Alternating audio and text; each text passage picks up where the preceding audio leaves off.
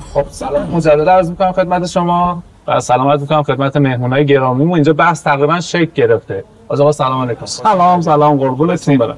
یه سلام علیکی با بچه‌ها داشته باشید و مخاطبا بریم سراغ سوالای بچه‌ها که سلام علیک کردیم، الهی که خوشبخت باشن. دست منو آره سلام به همه شما. به خدای من همونیه که من میخوام، انشالله منم همونی باشم که خدا میخواد. نترسید. طلاق رو میخوایم در موردش صحبت کنیم. آخه مولانا نصرالدین داشت میلنگید، اگه جا داشت رد میشد، یکی گفت چرا میلنگی؟ گفت اون سنگو دیدی؟ گفت آره. گفت من ندیدم. ما میخوایم در مورد اون سنگاش صحبت کنیم که اشتباهی کدش سونامی طلاق. خب آقا یه زحمت بکشید یه شرح حالی از وضعیت فعلی کشور بهمون بدید. ببینید واقعا سونامی هست یا نه؟ آره این کلمه ترسیم یا نه؟ آره باید بترسیم. کلا از چیزی که میتونه تهدید باشه باید ترسید تا پیشگیری کرد. ترس هوشیارانه ایه ها، نه ترسی که آدم فکر کنه یه لولو خورخوره میخواد بترسه. ما میگیم که کمتر بشه، میگیم که عاقلانه تر بشه. یه آماری رو من توی رسانه ها دارم، آمار از ابتدای سال 1401 بله. که حالا 402 الان هر کسی هر چیزی میگه دیگه، ولی خیلی جالبه. تعداد ازدواج ها 419 تا، تعداد طلاق ها 168,000 تاست. یعنی 419,000 تا 3 ماه اول 1401 تا دی ماه 1401 168,000 تا هم طلاق داریم. عجب. یعنی الان هم تو همین 4 ماهه نخست سال 1402 199,727 ازدواج، 65,355 تا هم طلاق داریم. یعنی 33% طلاق از ازدواجه. من یه آماری تو 1400 یا 1401 میدیدم، کل سال فکر کنم 200 خورده هزار تا طلاق، 500,000 تا ازدواج. تقریبا نصف شد. یعنی رکورد زده توی سالهای گذشته. و این کلمه سونامی خیلی جالبه. سونامی یعنی داره هممون رو میگیره دیگه، نه؟ شما تو خانواده‌تون طلاق دارین؟ بله. آقای فیلم بردار دارین؟ دارین؟ همه داریم. قدیما در مورد اعتیاد میگفتن هر خانواده یه معتاد داره. یعنی داریم این به اینجا میرسیم که انگار اوریج و میانگین هر خانواده ایرانی انگار یه طلاق داره تجربه میکنه. خب این سونامیه دیگه، یعنی داره حال همه رو بد میکنه. ضمن اینکه طلاق فقط مال خود اون آدمه نی. طلاق مجموعه اثر بخشیش لایه 1 خانواده و لایه 2. لایه 1 فضای اجتماعی و تمام سطوح موقعیت ها و مکان های اجتماعی یه فرد رو درگیر میکنن. رفته بودم یه سازمانی برای مصاحبه، خودم نه مصاحبه کنم. خانوم هایی که طلاق گرفته بودن تو پرونده نوشته بود طلاق گرفته، تو مصاحبه که اومده بود حلقه دستش بود. چرا؟ گفتم حلقه چرا دستتونه؟ یادگاری نگه داشتیم؟ گفت برای امنیتمه. این یعنی این که سونامی طلاق فقط توی عدد طلاق نیست، توی بی‌معنایی عمیقی و آسیب‌های عجیبی که به جامعه ما داره میده، اون به نظرم خیلی موضوع ما همینجا خواستیم از افرادی که حالا طلاق تجربه کردن دعوت کنیم. دقیقاً به خاطر همین نیومدن. گفتم آقا ما ممکنه ممکنه برامون بد بشه، حالا نگاهی که جامعه بهمون داره عوض بشه و این چیزا. والا یکی از دلایلی که اصلا این برنامه رو گرفتیم همین بود. انقدر این کلمه طلاق و به گوشمون آشنا شده. ما حالا می‌خوایم بریم بین بچه‌هایی که حالا تشریف آوردن اینجا سوالات رو دغدغه‌هاشون رو بپرسیم از شما. ان شاءالله که یه بحث خوبی به امید خدا به رسم همیشگی از خانم‌ها شروع کنیم. بفرمایید. بنده مریم لایق پیلانی فرد هستم. تو این بحث بزنم جمع ملاحظه که کنیم این جمع شما دو تا هست. فرزندانتون چند سالشونه؟ یکیش 29 سالشه دخترم که ازدواج کرده، یه پسر 17 ساله. بعد خدمت شما عرض کنم که قرار بود از حجابا بپرسم والدین چه نقشی دارن، اما اینجوری سوالم رو تغییر میدم که اصلا والدین دخالت نکنن چی؟ آیا بازم با منجر به طلاق خواهد شد؟ نقش وقتی که میگیم مثلا میشه عوامل طلاق در ایران چی هست؟ خب عوامل اگه بشناسیم بعد میریم صاحبش رو پیدا میکنیم دیگه. من یه چند تا عامل میگم، شماها قطع به یقین یه سری موضوعاتی رو خودتون درک کردین، یعنی میدونین که بسیاری از عوامل چیه.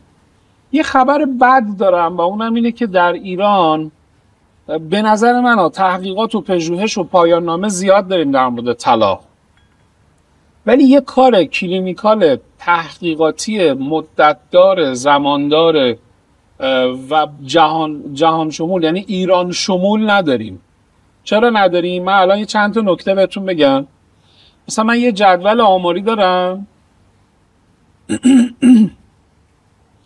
من چند تا استان رو میگم، شما به من بگید کدوماشون طلاقش بیشتره. استان لرستان، استان عراق مرکزی بیشتره. چرا بیشتره به نظر؟ استان سمنان کرمان بیشتر پایین تر است. چرا؟ مثلا چرا اینجوری فکر کردی؟ نه بذار بگه دیگه. مبحث فرهنگی سمنانی ها بهشون میخوره بیشتر طلاق بگیرن. مثلا توی اهواز حالا مبحث جنوب و حالا پرفیل نوررحمت بیشترین آمار طلاق می‌بینیم. چرا؟ تو خوزستان یعنی؟ منظورم که توی قسمت جنوب مثلا مثل هرمزگان، بندرعباس آماراشون بالاتره. مثلا به دلیل که مثلا میگم نه فکتی داری براش؟ همشو داری اشتباه میگی. حالا برای همینجا نگه دار، برای اینکه خراب نکنی. من یه چیزی بگم، دقیقاً تمام این استانایی که گفتی از رده طلاق بسیار پایینتری برخوردارن. خیلی جالبه دیگه، نگاه کن این آماره. یعنی الان منی که خودم مازندرانیم، طلاق تو مازندران 69.3، یعنی دومین استانه. البرز اولین استانه. سمنان، تهران مرکزی، قم، قزوین، اصفهان، گیلان، اینا استانهای برخوردار، استانهای باسواد، استانهای ریشه‌دار، حتی یه ذره بروزتر. خب ولی شما همین تو سیستان بلوچستان در پایین ترینه، همین تو خوزستان در پایین ترینه. یعنی تو خوزستانی که الان شما مثال زدی 34.4. من میخوام جواب خانوم بدم. اینکه آیا والدین درگیرن، ما به حسب این نموداری که با این نمودار خیلی شاخصیه که در کشور میبینیم، احتمالاً عوامل طلاق توی هر استانی میتونه شاخص خاص خودش رو داشته باشه. من پلاتایی که داشتم میومدم همینو گفتم. آفرین. نه دکتر داری، نه مهندس، نه پولدار داره، نه فقیر داره، همه ممکنه براشون. بله. یعنی مثلا الان تو خوزستان که میگیم آمار طلاق پایینه، خب قاعدش اینه که سازگاری بالاست. بله. سنت نمیدونم. ببینید الان برچسب نزنیم، چون اینا نیاز به کار پژوهشی داره. یعنی باید با متغیرهای علمی در موردش صحبت کنیم. برای همین خبر بدیه که ما مثلا شما تو دنیا یه آقایی رو دارید به نام گاتمن، 20 سال میشینه هزاران زوج رو بررسی میکنه، بعد میگه این عوامل جدی هن. ما همینجوری گتره‌ای حرف میزنیم با یه پایان نامه ارشد که نمیشه به این عدد و رقم رسید. ما الان مرکز پژوهش هایی که توی مجلس و جاهای متفاوت وجود داره، یا اگر احیانا نظام روانشناسی در کشور ما یه ذره فعال تر بود توی این حوزه ها، ما آمارای دقیق تری داشتیم در مورد این. حالا یه سری عواملی هستن که دلایل طلاقن، یه سری عواملی هستن که پیش بینی کننده های طلاقن. من یه چند تاشو میخونم، شما بگین سهم والدین چقدر از این داستان و سهم اشخاص چقدره. دلایل طلاق تو کشور ما مالیه، دلایل خیانت، عدم ارتباط مؤثر، مشاجره، زناشویی و مسائل زناشویی، سن ازدواج. عوامل زیادی هست. تا 20 عامل میگن. عوامل پیش بینی کننده طلاق. اولین عامل عامل خشونته، یک مشاجره با شدت بسیار بالا. انتقاد از همسر به جای گلایه کردن. اهانت، نشون دادن تنفر و انزجار. دفاعی بودن بسیار زیاد زن یا مرد. کارشکنی، فقدان تایید طرف مقابل در رابطه و در نهایت زبان بدن منفی. حالا به من بگید والدین نقشش کجاست اینجا؟ تربیت. همه این نکات هست تربیت. آفرین. آره. حالا فکر کن مثلا مامانه میاد میشینه شروع میکنه از چی میگه؟ بعدی پسره. من تو بازار دیدم مامانی که بچه‌شو میزد تو سر بچه‌ش، به بچه‌ش میگفت درس بخون مثل بابات حمال نشی. خب وقتی که مامانی که میاد میشینه مثلا میخواد به دخترش سبک زندگی یاد بده، میگه تو اشتباه منو نکنی ها. ببین چی گیر من اومد. چرا من رسیده؟ آها. 2. زندگی نزیسته والدین نسخه های دائمی اونها به جوانای ماست، به نوجوانای خودشونه، به دختر پسراشونه. در حالی که من فرزند این پدر و مادرم ولی شبیهشون، هم به لحاظ شخصیتی شبیهشون نیستم، چه اصلا سبک زندگی متفاوت بشه. من دهه 50ام. ما دهه 50 خیلی شبیه پدر مادرامونیم. سوال دهه 70 شبیه پدر مادراشونه؟ بستگی داره. بستگی به چی داره؟ بستگی داره پدر مادره چقدر تاثیر روشون گذاشته باشن. خیلی تاثیر دارن. شبیه هم؟ نه اصلا نسبت به دهه دکتر میگه نه نیستن. نسبت به دهه 50 نیستن. نسبت به دهه 60 هم نیستن. حالا فکر کن من دختر دهه 90 دارم تو خونم، 3 تا دهه 90 دارم. فکر کن. یعنی عملا من نشستم، دختر کوچیکم از من یه سوال میپرسه، دختر بزرگم به دختر کوچیکم من رفتم جواب بدم، سوالم قرآنی پرسیدم، من اومدم برم دهن وا کنم جواب بدم، دختر بزرگم میگه زهرا گوگل کن خودت میفهمی. یعنی گوگل کن، یعنی تو با همه 20 سال طلبگی تو این همه تحصیلاتت هیچ، برو کنار، بذار ما گوگل سرچ میکنیم. من میخوام الان به شما یه چیز جذابی بگم. بله والدین تأثیر در ناسازگاری دارن، اما باید سطحشون رو پیدا کنیم. والدین ما دامن میزنن. دامن زدنهاشون تو 3 مدله. 1 شخصی سازی میکنن به شدت. زندگی بعد خودش با همسرش رو فاکتور میکنه برای رسیدن به زندگی خوب برای بچهش، زندگی نزیستش. نکته بعدی واقعا به قول آقا مهارت ندارن، خودشون بلد نیستن. خیلی چیزا هست پدر مادر رو به ما نمیگن. ما نحوه مواجهه با عشق رو از پدر مادرامون یاد نمیگیریم. میگیریم؟ واقعا نمیگیریم. ولی آره اگه یه پدری لقمه حلال داشته باشه جای دیگه گیر نمیاد، فقط از دست پدرت باید یاد بگیری. نحوه من بابام بابای فوق‌العاده‌ایه ولی همسر خوبی نبود. مادرم مادر بی‌نظیریه ولی زن خوبی برای بابام شاید نباشه. بنابراین نسبت الگوی والدین چون همیشه لپره، همیشه ناقصه، میتونه دامن بزنه. نکته آخر، خیلی از مواقع دخالت دلسوزانه و مشفقانه والدین باعث باعث دامن زدن چون لایه اولی که تو اختلافات درگیر میشه پدر مادران دیگه. اینکه چقدر منصفانه ورود کنن به اون اختلاف هم خیلی مهمه. عموما طرف بچه خودشونو میگیرن دیگه. انتظار داریم منصفانه برخورد کنن؟ نه اصلا مادر پدر واقعا نمیشه. به خاطر اون من انتظار ندارم میزنه به اون اختلاف بیشتر. نه اگر زندگی بچه‌شو ببخشید آقا، اگه زندگی بچه‌شو دوست داشته باشه باید طرف مقابل رو درک کنه، یعنی دامادش رو درک کنه یا عروسش رو درک کنه. واقعی ببینیم نمی‌کنه. اگر واقعی کنه ولی نمی‌کنه. یعنی اگر بخوای زندگیش مادر شوهر شما این کارو کرد؟ مادر شوهر من خدا حفظش کنه. واقعا نمونه. ما فکر کنم بخوام تعریف بعد کنم. نه منظورم از شما این تعریف قبل فوش بود. نه پدر شوهرتون نه خیر. ببینید اینجوری که بخوایم بحث بکنیم اینجوری میشه نمونه شخصی. ولی نمونه فراوانیش در کشور ما این نیست. بابای اومده بود تو دفتر من میگفت طلاق دخترم، راضی کن دخترم طلاق بگیره، خودم نوکرشم. گفتم آقای من شما الان رابین هودی یا بابایی؟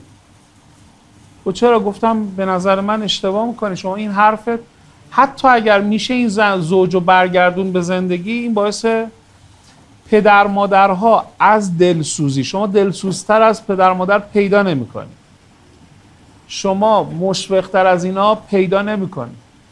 اما این شفقتی که داریم در مورد والدین حرف میزنیم، نقش والدین در یک به نتیجه رسیدن طلاق دختر پسر خیلی زیاده. این دیگه درست نمیشه. من که بعید میدونم. اینا خانوادگی اینجوریه. یعنی یه سری فکتایی به بچه ها میدیم، تحلیل هایی میدیم که بدون اینکه در جزئیات ما نکاتی داشته باشیم در موردش. آها، این که الان مثلا یه نشونه دادم، نشان دادن تنفر و انزجار، این یک روش تربیتیه که من اگر همسرم رو تحقیر میکنم، روبروم بابایی رو دیدم که مادرم رو تحقیر کرده. تو خونه بزرگ شدم که خودم عزت نفس و کافی به دریافت نکردم، طرحواره من این داره دستور میده. مثلا ازدواج، به قول آقای دکتر حمیدپور گفتن سر کلاس طرحواره درمانی، گفتن طرحواره ها هم دیگر رو پیدا میکنن در ازدواج. بنابراین اگر یه جاهایی من دارم این رفتار رو میکنم، منشأش والدینم. حالا ما الان هی پدر مادرها رو داریم بد نوازش میکنیم. ما پدر مادرهایی هم داریم که به جا دخالت نمیکنن، به جا حمایت نمیکنن. مامانی که قابلمه غذا میپزه میده در خونه دختره، خب دوماده میخوره، کیف هم میکنه. اما اون روزی که اینا با هم دعوا میکنن، همه اونا رو بالا میارن. نمک میخوره ولی نمک دون نه، بازم داری بهش برچسب میزنی. نمک خورده، نمک دونم نشکونده، دستپخت مادر زنشو خورده، تشکرم کرده، خانومش بی‌مسئولیت بار اومده. آنچه که خیلی مسلمه، ما خدمات والدین باید کنترل شده باشه. خدمات والدین نباید بیش از اندازه باشه. یعنی اگه پدر مادرها در تله ایثار بیفتن، از شکم خودشون همه جا بزنن که بچه رشد کنه، بچه رشد نمیکنه، بچه فقط میگذرونه روزگار خودشو.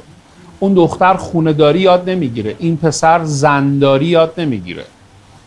ما این مشکلات رو زیاد داریم، یعنی دامن زدن به حل مشکلات روزمره دختر و پسر توسط والدین ناسازگاری برای زوج ایجاد میکنه در دراز مدت.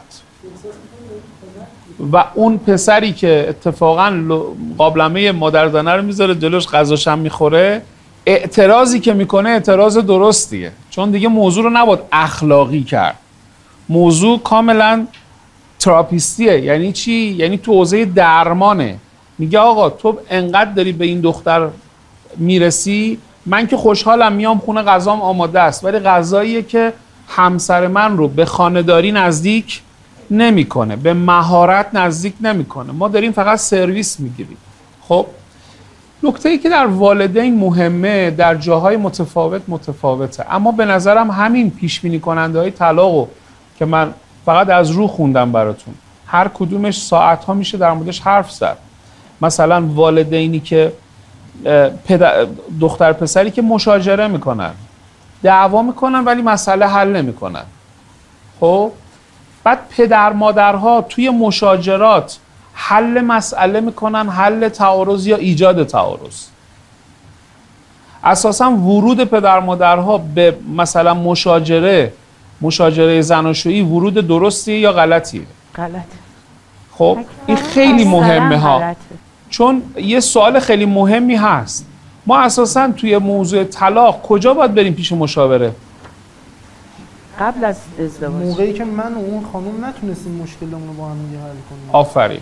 من و اون خانم، نه من و خانم و خانواده‌اش و بک و فامیلش. اساسا پدر و مادر لایه یک نیستن برای حل اختلافات، لایه دو هن. مثلا یه توصیه‌ای که ما توی مشاوره پیش از ازدواج به دختر پسرها میکنیم هم همینه.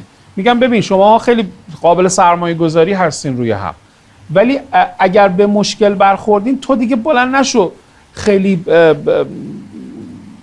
چه میدونم چی بهش میگن چغلی نکن، تلفن رو بر ندار، مامان بابا. خب تو اگه قرار مشکل تو حل کنی دوتایی با هم بشینید ببینید میتونید حل کنید یا نه. یه زمان میذارید حل نشد برید پیش مشاورتون. چرا؟ چون اساساً من طلبم، کارم معلمی تدریس، من به دختر خودم میخوام یه نکته یاد بدم یا یه چیزی تذکر بهش بدم خودم نمیگم، عمه‌شو صدا میکنم میگم عاقل دیگه، یه عمه عاقلی داره 2 تا عمه عاقل داره، اون که دم دسته، میگم یه دقیقه بیا این بچه رو بگی ببرش یه کافی شاپ یه جایی با هم دیگه دور بزن این موضوع رو هم بهش بگو. چون اساساً والدین حتی اگه بلدن باشن نباید بگن، چون اونها خاکریز آخرن، اعتبار آخرن. اون کردیت اگه بخواد همون ابتدا بشکنه، برای همینه یکی از طلاق‌های زود هنگام و توافقی بین زوجها که رویکرد عقلانی نداره ها. ما فکر میکنیم طلاق توافقی طلاق عاقلانه ایه. نه، به خاطر اینکه خودمون نشستیم من راضی تو راضی، بقیه اصلا مهم نیستن. اینا هم باید ببینیم. والدین اگر خودشون رو در جایگاه خودشون محکم و با شأنیت خودشون نگه دارن باعث پایداری خواهند شد. اما به محض اینکه بیجا، به محض اینکه بی هوا، به محض دلسوزی صرف یا زندگی های نکرده خودشون ورود پیدا میکنن، سهم والدین اینجا منفی میشه. این یه داستان عجیب غریبیه. به نظر شما بیشترین آمار طلاق تو چند سال اوله؟ 5 سال اول بیشترین آمار طلاقه، تقریبا حدود 50%. حالا خیلی جالبه، من نمودارشو ندارم تو لپتاپم دارم، ولی اصلا نمودار طلاق توی ایران جوکه به خدا. یه بار من میگم سرچ کنید خیلی راحت تو گوگل به دست میاد. ببین سال اول بیشترین آمار طلاق ما داریم، یعنی سالی که آدما اصطلاحاً لاو میترکونن، اینجا که هیجانات عاشقانه و هیجانات حتی مثبت و منفی با هم زیاده، هم هیجان خواهی بالاست هم هیجانات مثبت بالاست.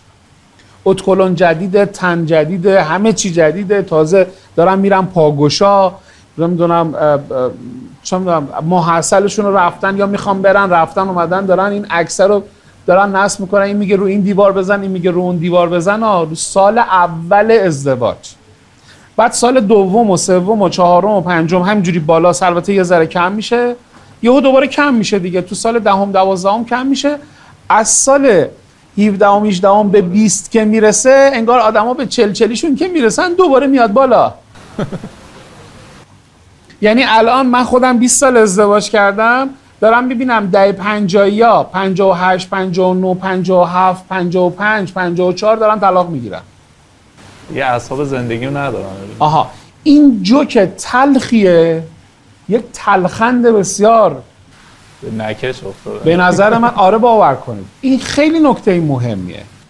یعنی شما تو 5 سال اول ازدواج که 5 سال پایداریه، شما معضل و بحران و سونامی طلاقو دارید. شما تو سال دهم ندارید.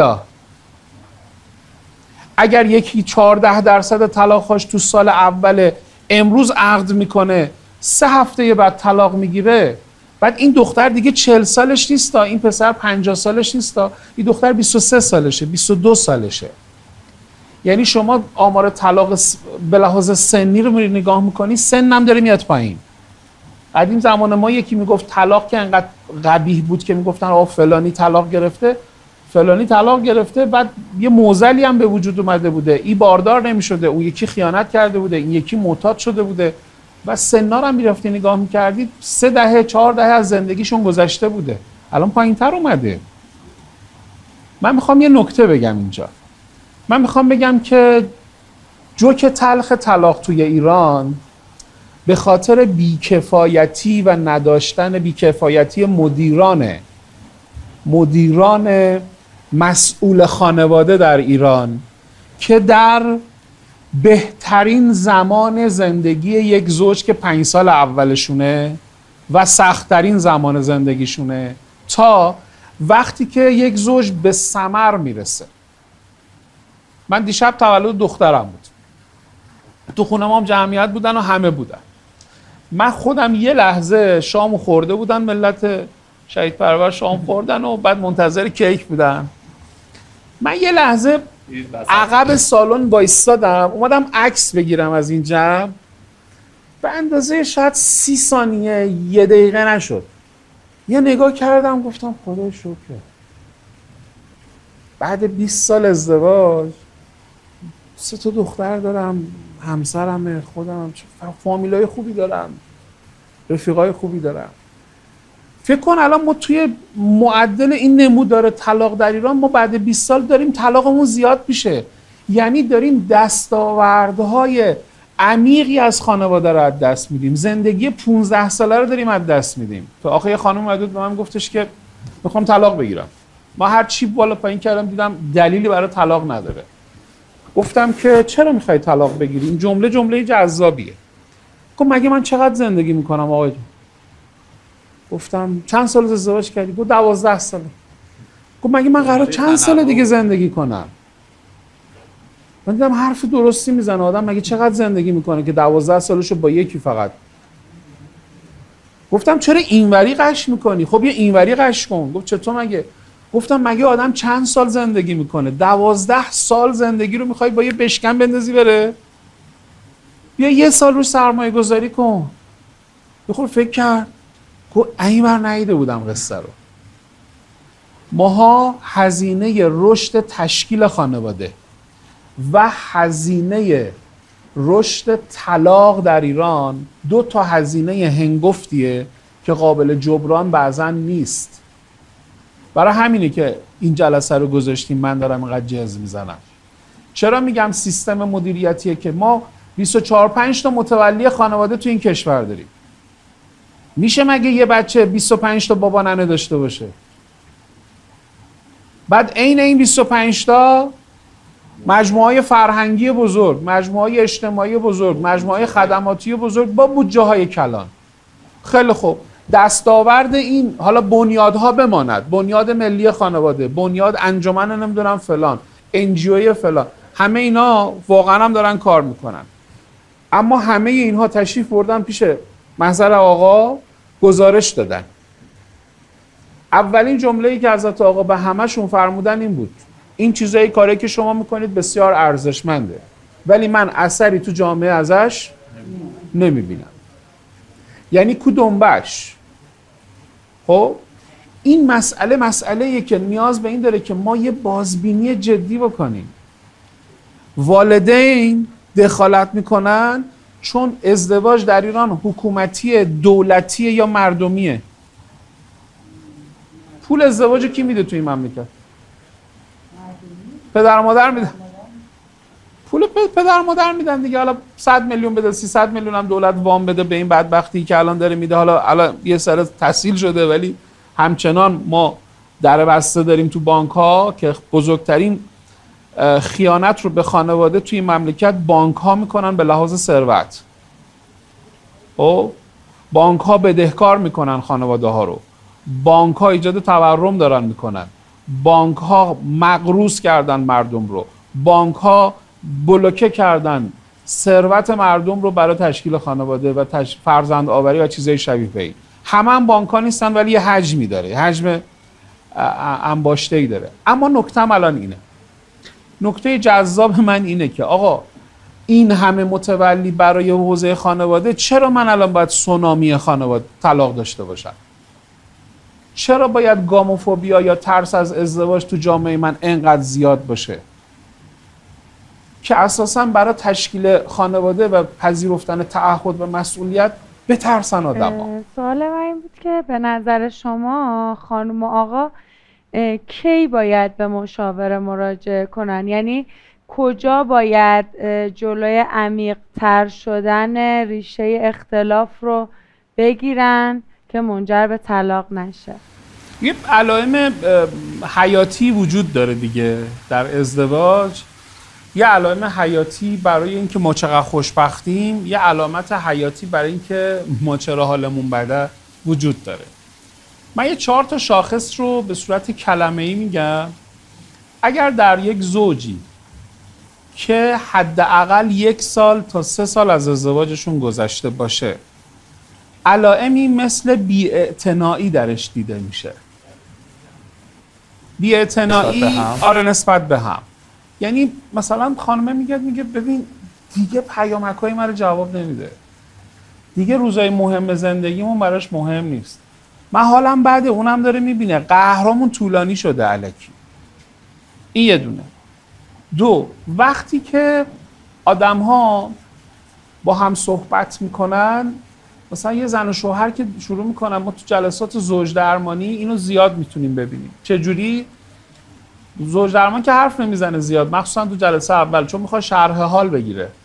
اینا وقتی با هم حرف میزنن میگه تو حرف نزن با اون خانواده‌ات، تو دیگه چی میگی؟ سوادت از من بیشتره، تو چی میفهمی مگه؟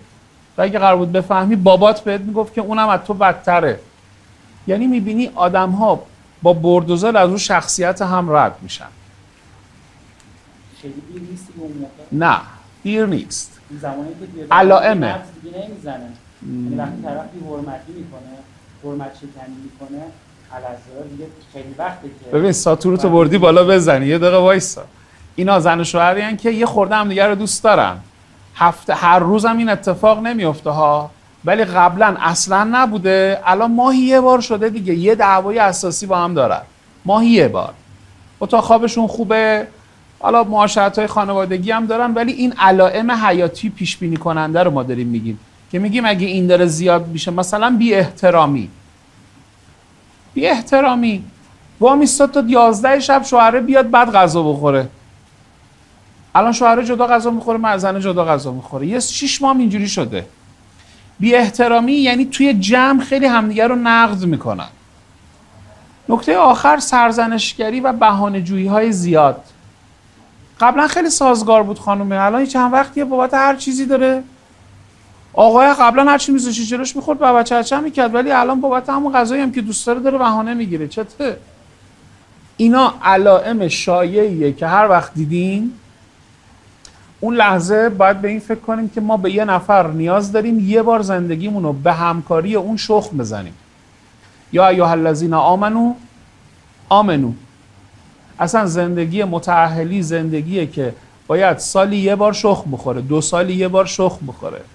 و اگر این 2 بار اتفاق نیفته، مثل تجدید میثاق، همش با رهبری که نیست، تجدید میثاق تو باید با همسرت هم داشته باشی. یعنی شما باید چون میخندی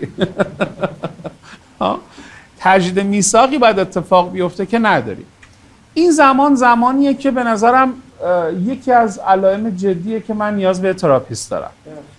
جان پارامتر بی‌اعتمادی چطور میشه اضافه کرد؟ بی‌اعتمادی با بی‌اعتنایی فرق میکنه. همین بی‌اعتمادی نه بی‌اعتنایی. بی‌اعتمادی عوارض بیرونیش بیشتر از عوارض داخلی. آفرین. اینا اختلالاته. مثلا من نگاه میکنم میبینم که این مال دوره نامزدی و عقده که علائم هشدار دهنده ازدواجه. مثلا یه ذره جلوتر میریم میگیم که ببین من اینو خیلی دوستش دارم ولی اصلا هیچ تفاهمی با این ندارم. من میرم جلو میبینم که تا دیروز عاشق من بوده این مرد، ولی از پس فردا شروع میکنه همه جا شما رو کنترل کردن. کجایی، لوکیشن بده، با کی، یه پارانوید و شکاکیتی که خیلی محسوس شما میفهمی، یا یه خودشیفته که اختلال نارسیسم داره. این آدم به شدت تو رو کنترل میکنه و به شدت تو رو تحقیر میکنه. بله اینا عواملی هستن که قاعدتاً اصل ازدواج رو به خطر میندازه. سوال خانم اینه که یه زوجی که با هم انتخاب درستی دارن، ازدواج درستی هم داشتن، اینها بعد 2 سال از زندگیشون میگذره چایشون تلخه. قبلا یه قند پهلو بوده، اون قنده دیگه نی. اینا چیکار کنن؟ من میگم این علائمشه. اگه دیدین بلا فاصله خودتون رو به یه مشاور برسونید. چرا؟ چون مشکلات و تعارضات زناشویی طبیعی زندگی زناشوییه. این چیه؟ الان چه اتفاقی داره میفته؟ استحکاکه. شما این استحکاک استهلاک به بار میاره یا نه؟ شما تعارض رو با کی بیشتر دارید؟ با نزدیکترین آدم به شما.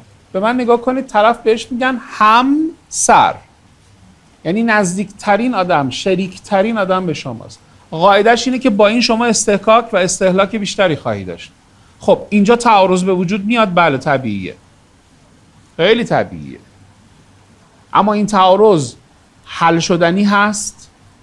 این اون نکته‌ایه که شما رو به مشاوره میرسونه. اگر از نظر شما حل نشدنیه، احتمالاً یه متخصص میتونه کمکتون کنه. حالا یه چیز جالب بهتون بگم، یه کار خوبی که قوه قضاییه تو دادگاهاش کرده، سالهاست این اتفاق افتاده، دیدید که مشاوره های پیش از طلاق رو راه انداخته. ما همیشه نوشدارو پس از مرگ سهرابیم، ولی گفت در نبود گوش چغندر سالاره. یعنی شاید مثلا نظام مشاوره‌ای و روانشناختی در کشور اگه پیشگیرانه تر رفتار میکردن، سازمانهایی مثل بهزیستی، سازمانهایی مثل بنیادهای خانواده و جاهای شبیه به این، خانم بانو در مورد چون مادرن، به قول خودشون مادر بزرگ هم هستن، جوونن ولی حالا تجربه زیستی خوبی دارن، صحبت از تربیت کردن. شما میگین تربیت، من دختر کوچیکم الان 6 سالشه. حسنای من الان اینجا صدا کنی ازش بپرس اسم بچت چیه؟ میگه پسر دارم اسمش هم سامیاره. الان جدیدن دومی رو انتخاب کرده اسمش حسینه. یکی اومد بود خونه ما، یکی از دو سه تا از دانش آموزا دعوت کرده بودم با زن و بچه اومد بودن خونه ما.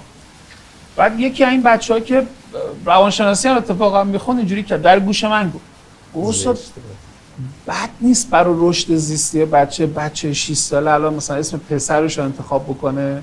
گفتم بعد اونجاییه که توی مملکت بخوای بیستی رو پیاده کنی، تو بخوای یک تربیت غلط جنسی رو به بچه‌ت یاد بدی، ولی بچه من داره مادری رو تو ذهن خودش میپرورونه.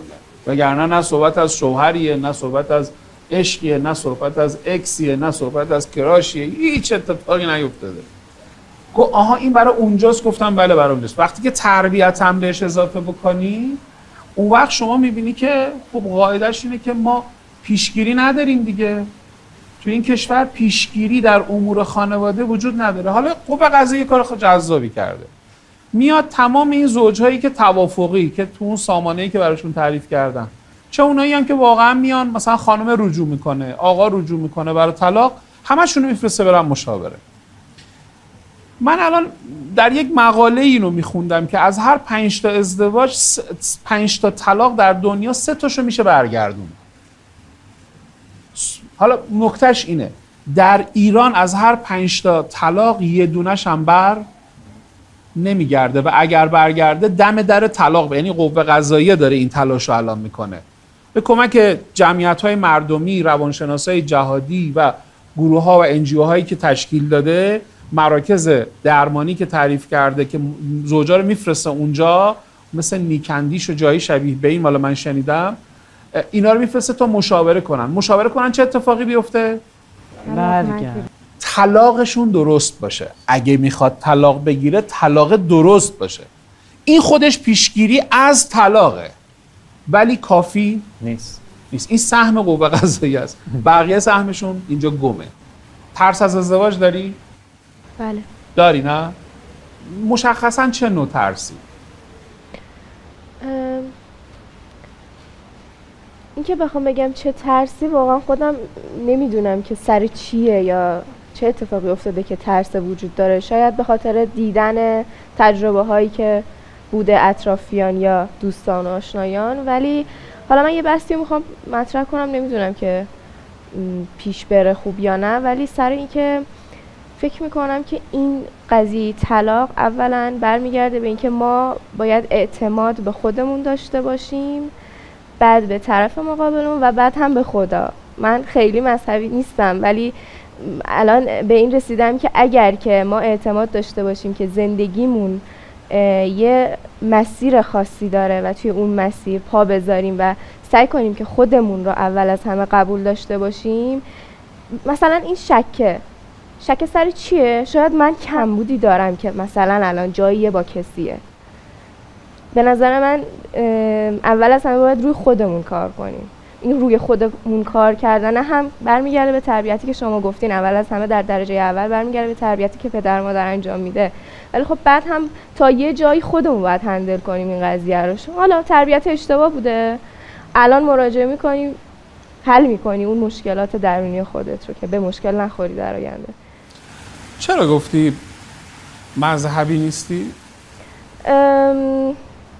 مذهبی یعنی این که شاید بعضی وقتا لغزش هایی بوده یا بالاخره هر کسی اشتباهاتی داره، ولی من الان رسیدم به این که اعتقاداتی که شاید مثلا برگرده به مذهبی بودن یه جاهای آدم رو نگه میداره، یه جاهایی باعث میشه که بگه که اوکی استوب، من یه سری تفکراتی دارم که الان نباید مثلا فلان خشم رو به یک شکل ناجوری انجام بدم، یا اینکه اینجا توی این جمع نباید انتقاد کنم، همون لحظه بگم که مثلا همسر من این مشکل رو داره، یا مثلا خودم رو نگه دارم جایی که میدونم خانوم من بله.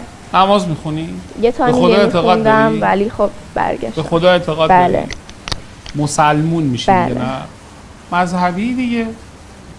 چرا به خود برچسب شاید به ظاهر بگن که کلا یه دو قطبی هست که یا باید چادر داشته باشه یا نداشته باشه، اونجوری مذهبی میشه، اینجوری مذهبی. آدم از این ظاهر قضاوت مذهبی دیگه. شما همتون میشین.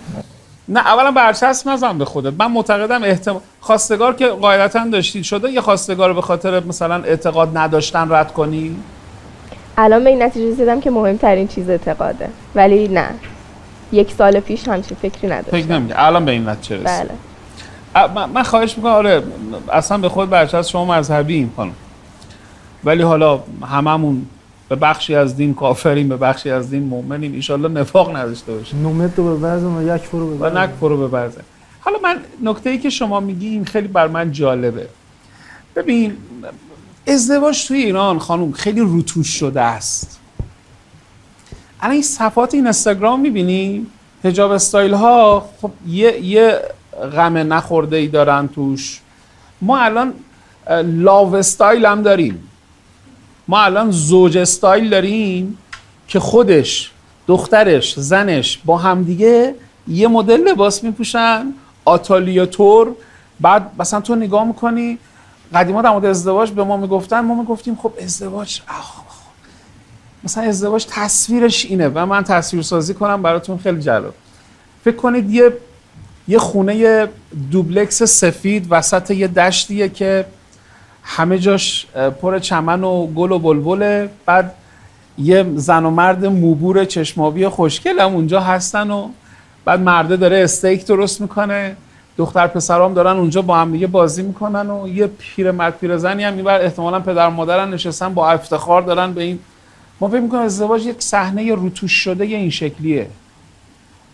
اصلا ازدواج با رابطه به همین خاطر پیچیده تره. شکست عاطفی در ازدواج با شکست عاطفی در رابطه تفاوت میکنه. اون اصلا حتی تراپیش هم متفاوته. مثلا یکی بیاد بگه من دوست دختر دوست پسر بودم با هم دیگه کات کردیم الان اون شده اکس من این تراپیش فرق میکنه با یک نفر که بگه من طلاق گرفتم، چون سطح سوگواریش با هم متفاوته. ازدواج رو روتوشش میکنن، ما مذهبی ها هم روتوشش میکنیم. به خدا همه بلند شدن رفتن سر قبر حضرت آیت الله نخودکی یاسین میخونن بلند، بعد شوهر پیدا کنن. خدا رحمت کنه حضرت آیت الله نخودکی، عالمیه، عارفیه، حکیمیه که منم میدونم حاجت میده، ولی قصه اینه که ما اعتقاداتی داریم که از ما راهزنی کرده. راهزنیش به خاطر ادبیات اعتقادی نیست، جنس مسلمونی ماست. چون ما به لحاظ ناخودآگاهی بلدیم خودمون رو گول بزنیم. ازدواج روتوش شده مذهبی ها نشستن آقا عقدشون رو بخونه، توی اینجا میگن 14 تا پشت قواله میرن 300 تا دیگه اضافه میکنن. ازدواج مذهبی ها دنبال شهید گمنام میگردن ولی زندگیشون هیچ گمنامی نداره. یعنی تجمل رو میری نگاه میکنی کهیر میزنی ازش. ازدواج روتوش شده ما ایرانیا کجاست؟ میگیم چون دوستش دارم عاشقشم پس حله. ببین ما هم مذهبی ها طیف غیر مذهبی ها. خوب شد به این بحث مذهبی ها ورود کردید. واقعا الان طلاق تو همین قشر هم خیلی داره زیاد میشه. به گوش هم نداره قربونت برم. یعنی یه نگاه آرمانی دارم، مثلا تو جلسه خواستگاری میپرسن شما مرجع تقلیدتون کیه؟ برای اهداف انقلاب میخواید چه کارهایی انجام بدید؟ شما ریش چیزایی که روی زمینه چیه؟ شما ریش میذارین یا نمیذارین؟ آره نماز شب میخونید اون سه رکعتی. حالا ببین یه وقتایی اعتقاد اینه که من ببینم طرف ولایت مدار هست یا نه، اینو تو جلسه اول نمیپرسم. خب قدیم آخه یه خطکشی بود، زمانهای قدیم اینجوری بود که مثلا طرف جبهه‌ای باشه، دخترای اون زمان میگم مثلا این طرف جبهه‌ای ها، یه جذابیت اجتماعی بوده. واسه سپاهی دوستان الان بحثا خطرناک است که حالا بنده خدا بچهای مدافع حرم میگفتن ما هر جا میریم خواستگاری به ما زن نمیدن. بله. من یه چیزی به شما بگم، چقدر بچهای باهوش و چقدر بچهای به درد بخوری هم هستن. حالا من یه چیزی میخوام بگم اون روتوش شدن رو دیدیم بانو؟ آقا اون روتوش شدن رو دیدی؟ اون روتوش رو کی انجام میده؟ نگاه غلطمون به ازدواج خودمون. فضای مجازی داریم، یعنی خودمون خودزنی میکنیم. روتوش رو کی انجام میده؟ ذهن خیال پردازانه ما اون کار انجام میده. من تو رابطه غلط بلند توفه کن. من تو رابطه غلط به طرف میگم این رابطه اشتباهه، میگه بله، من میرم که کات کنم. 6 ماه بعد میاد میگم چته؟ میگه عقد کردیم. میگم چرا؟ میگه خب دوستش داشتم. میگم الان چرا اینجایی؟ میگه میخوام جداشم. ببین ذهن چه بازی روانی بدی را میندازه. ما روتوش میکنیم عشق مهم است، روتوش میکنیم تجمل مهم است، روتوش میکنیم ازدواج تو رو به آرزوهات میرسونه. باورهای غلط ایجاد میکنیم که ازدواج همه زندگی ماست. اینها اون روتوش های سخت. ازدواج میکنیم که چون من زوجی دارم که تلویزیون نشونش میده، رسانه ها نشونش میدن، توی چه میدونم سر قبر مزار شهدای گمنام عقدش میکنن، عین همه اون ازدواجا طلاق میشه. بعد اومد بود پیش من میگفتش که گفتم چرا تا حالا طلاق نگرفتی؟ گفت من شب اول ازدواج فهمیدم اشتباه کردم. گفتم چرا تا حالا طلاق نگرفتی؟ گفت به احترام شهدا. من میگم این ادب خوبیه ولی اعتقاد خطرناکیه. میخوام بگم بعضی از روتوش‌های اجتماعی، روتوش‌های مالی، روتوش‌های سبک زندگی که الان به ازدواج خورده، طرف حق نداره بترسه؟ حق داره بترسه. بعد ما الگو نداریم. من مثلا خاطرم هست تو برنامه دعوت خیلی سعی میکردم که آدمای نرمال معمولی خوب بیارم با زندگی‌های خوب. مثلا یه زوج بیارم بگم آقا اینا معمولی خوب زندگی کردن، اما تو همون تلویزیونی که منم میرفتم بقیه هم میرفتن، خانومی می آوردن که 8 تا بچه داشت، 9می هم باردار بود. این میخواست در مورد جمعیت صحبت کنه. آخون میارن 11 تا بچه داره، آخون میارن 4 تا زن داره. اینا هم روتوش‌های بد زندگی ماست. اینا چیزاییه که ماها رو میترسونه، چون بین حقیقت و واقعیت نسبت برقرار نکنیم روتوش میشه. بعد این ازدواج معیاراش چی میشه اون وقت؟ الماناش چیه؟ خب این میخواد 5 سال پایداری کنه، به خدا 1 سال هم دووم نمیاره. بعضی از طلاق‌ها طلاق‌های صحیحیه. چرا؟ چون ازدواج‌ها به شدت غلط بوده. و علائم هشدار دهنده بسیار زیادی هم داره دیگه. به هر شکل من معتقدم همین سهم والدینی که شما ازش حرف زدین توی ازدواج هم بسیار زیاده. یه چیزی میشه من بگم؟ خیلی اوقات همین والدین باعث کش بیجایه زندگی میشن. مثلا همون دوران عقد که دوران حالا به نسبت بهتریه واسه جدا شدن، یا همون اوایل ازدواج، این 2 نفر متوجه میشن که به درد هم نمیخورن ولی وقتی خانواده ها متوجه میشن نه بذار اولا که یه تفکر اشتباهی که بچه دار شید درست میشه، بچه بیاد درست میشه، یا آبرومون چی میشه. آخه حالا اولش شما به قلق هم در نیومدید، اینا میذارن پیش میره، کار به جاهای باریکتر کشیده میشه، گاهن یه بچه اینجا به دنیا میاد و تباه میشه. من معتقدم که ازدواج، هیچ کس با ازدواج دچار ورشکستگی نمیشه، هیچ کس دچار شکست عاطفی نمیشه، به شرطی که ارزش هایی که ازدواج به شما میده رو درست دریافت کنید. فاصله بین مجردی تا ازدواج، ببین من چون مجردی زندگی کردم میدونم مجردی خوب بهتر از متأهلی بده، خیلی بده. واسه مذهبی مثلا ازدواج یه نوع تکلیف هم میبینن، یعنی حتما باید ازدواج کنن توی سنی. الان میگه نه، تفکرات اشتباهی قبلا چی اشتباه داده. نه چی؟ یه دقیقه وایسا، من چی مذهبی‌ها میگن ازدواج، من اول اینو بد نمیدونم، یه دقیقه وایسی. بمبارد به ازدواج بده. شما الان به هر نوجوانی و جوانی برسی، بعد اول ازش بپرسی شغلت چیه؟ درستو به کجا رسوندی؟ اما اول میرسی میگی شوهر کردی؟ زن نداری؟ بچه داری؟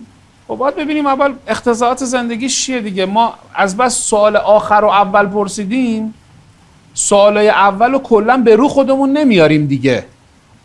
یعنی یه رئیس جمهور نباید بیاد پیش یه جوون بری بهش بگه که تو ازدواج کرد، تو باید ازش باید بپرسه تو شاغلی یا نیستی، ماهی چقدر درآمد داری، چون تو رئیس جمهور کار و شغل و مسکن منی. من الان زن میگیرم یا نمیگیرم به تو ربطی نداره. تو باید به من سواد زندگی یاد بدی. یا ناهار خوردید یا نخوردید. ناهارم خوردیم، نخوردیم هنوز. خب چیزی که برای ما خیلی مهمه و اهمیت داره اینه که ما اگر تو شاخص ازدواج به این فکر کنیم که ازدواج ما رو بی ارزش میکنه، چه این که الان دارن این کارو میکنن، یه تله بسیار عمیقیه ها. حضرت آقای جمله‌ای دارن میگن ناامید کردن مردم. حالا بهش فکر کردین؟ ناامیدی تو ازدواج کجا اتفاق میفته؟ تو خانواده کجا اتفاق میفته؟ یکی قبل از ازدواجه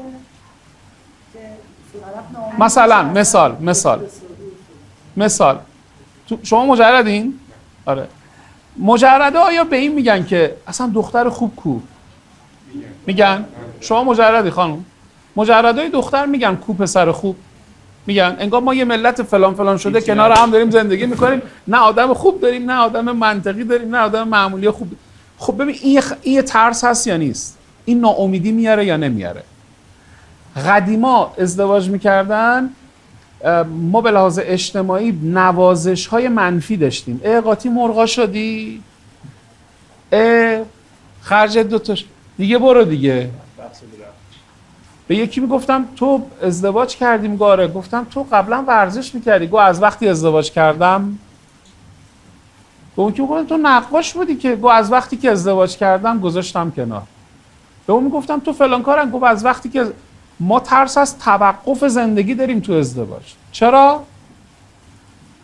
چون فکر میکنیم جلو رشد، چون فکر میکنیم ازدواج جلو رشد آدما رو میگیره، در صورتی که اصلا اینجوری نیست. من حرفم اینه با شما، اگر روتوش‌های اجتماعی رو نمیتونید جلوشو بگیرید، شما اینجا میگیم الان سونامی طلاق، ما سونامی تجرد خواهیم داشت.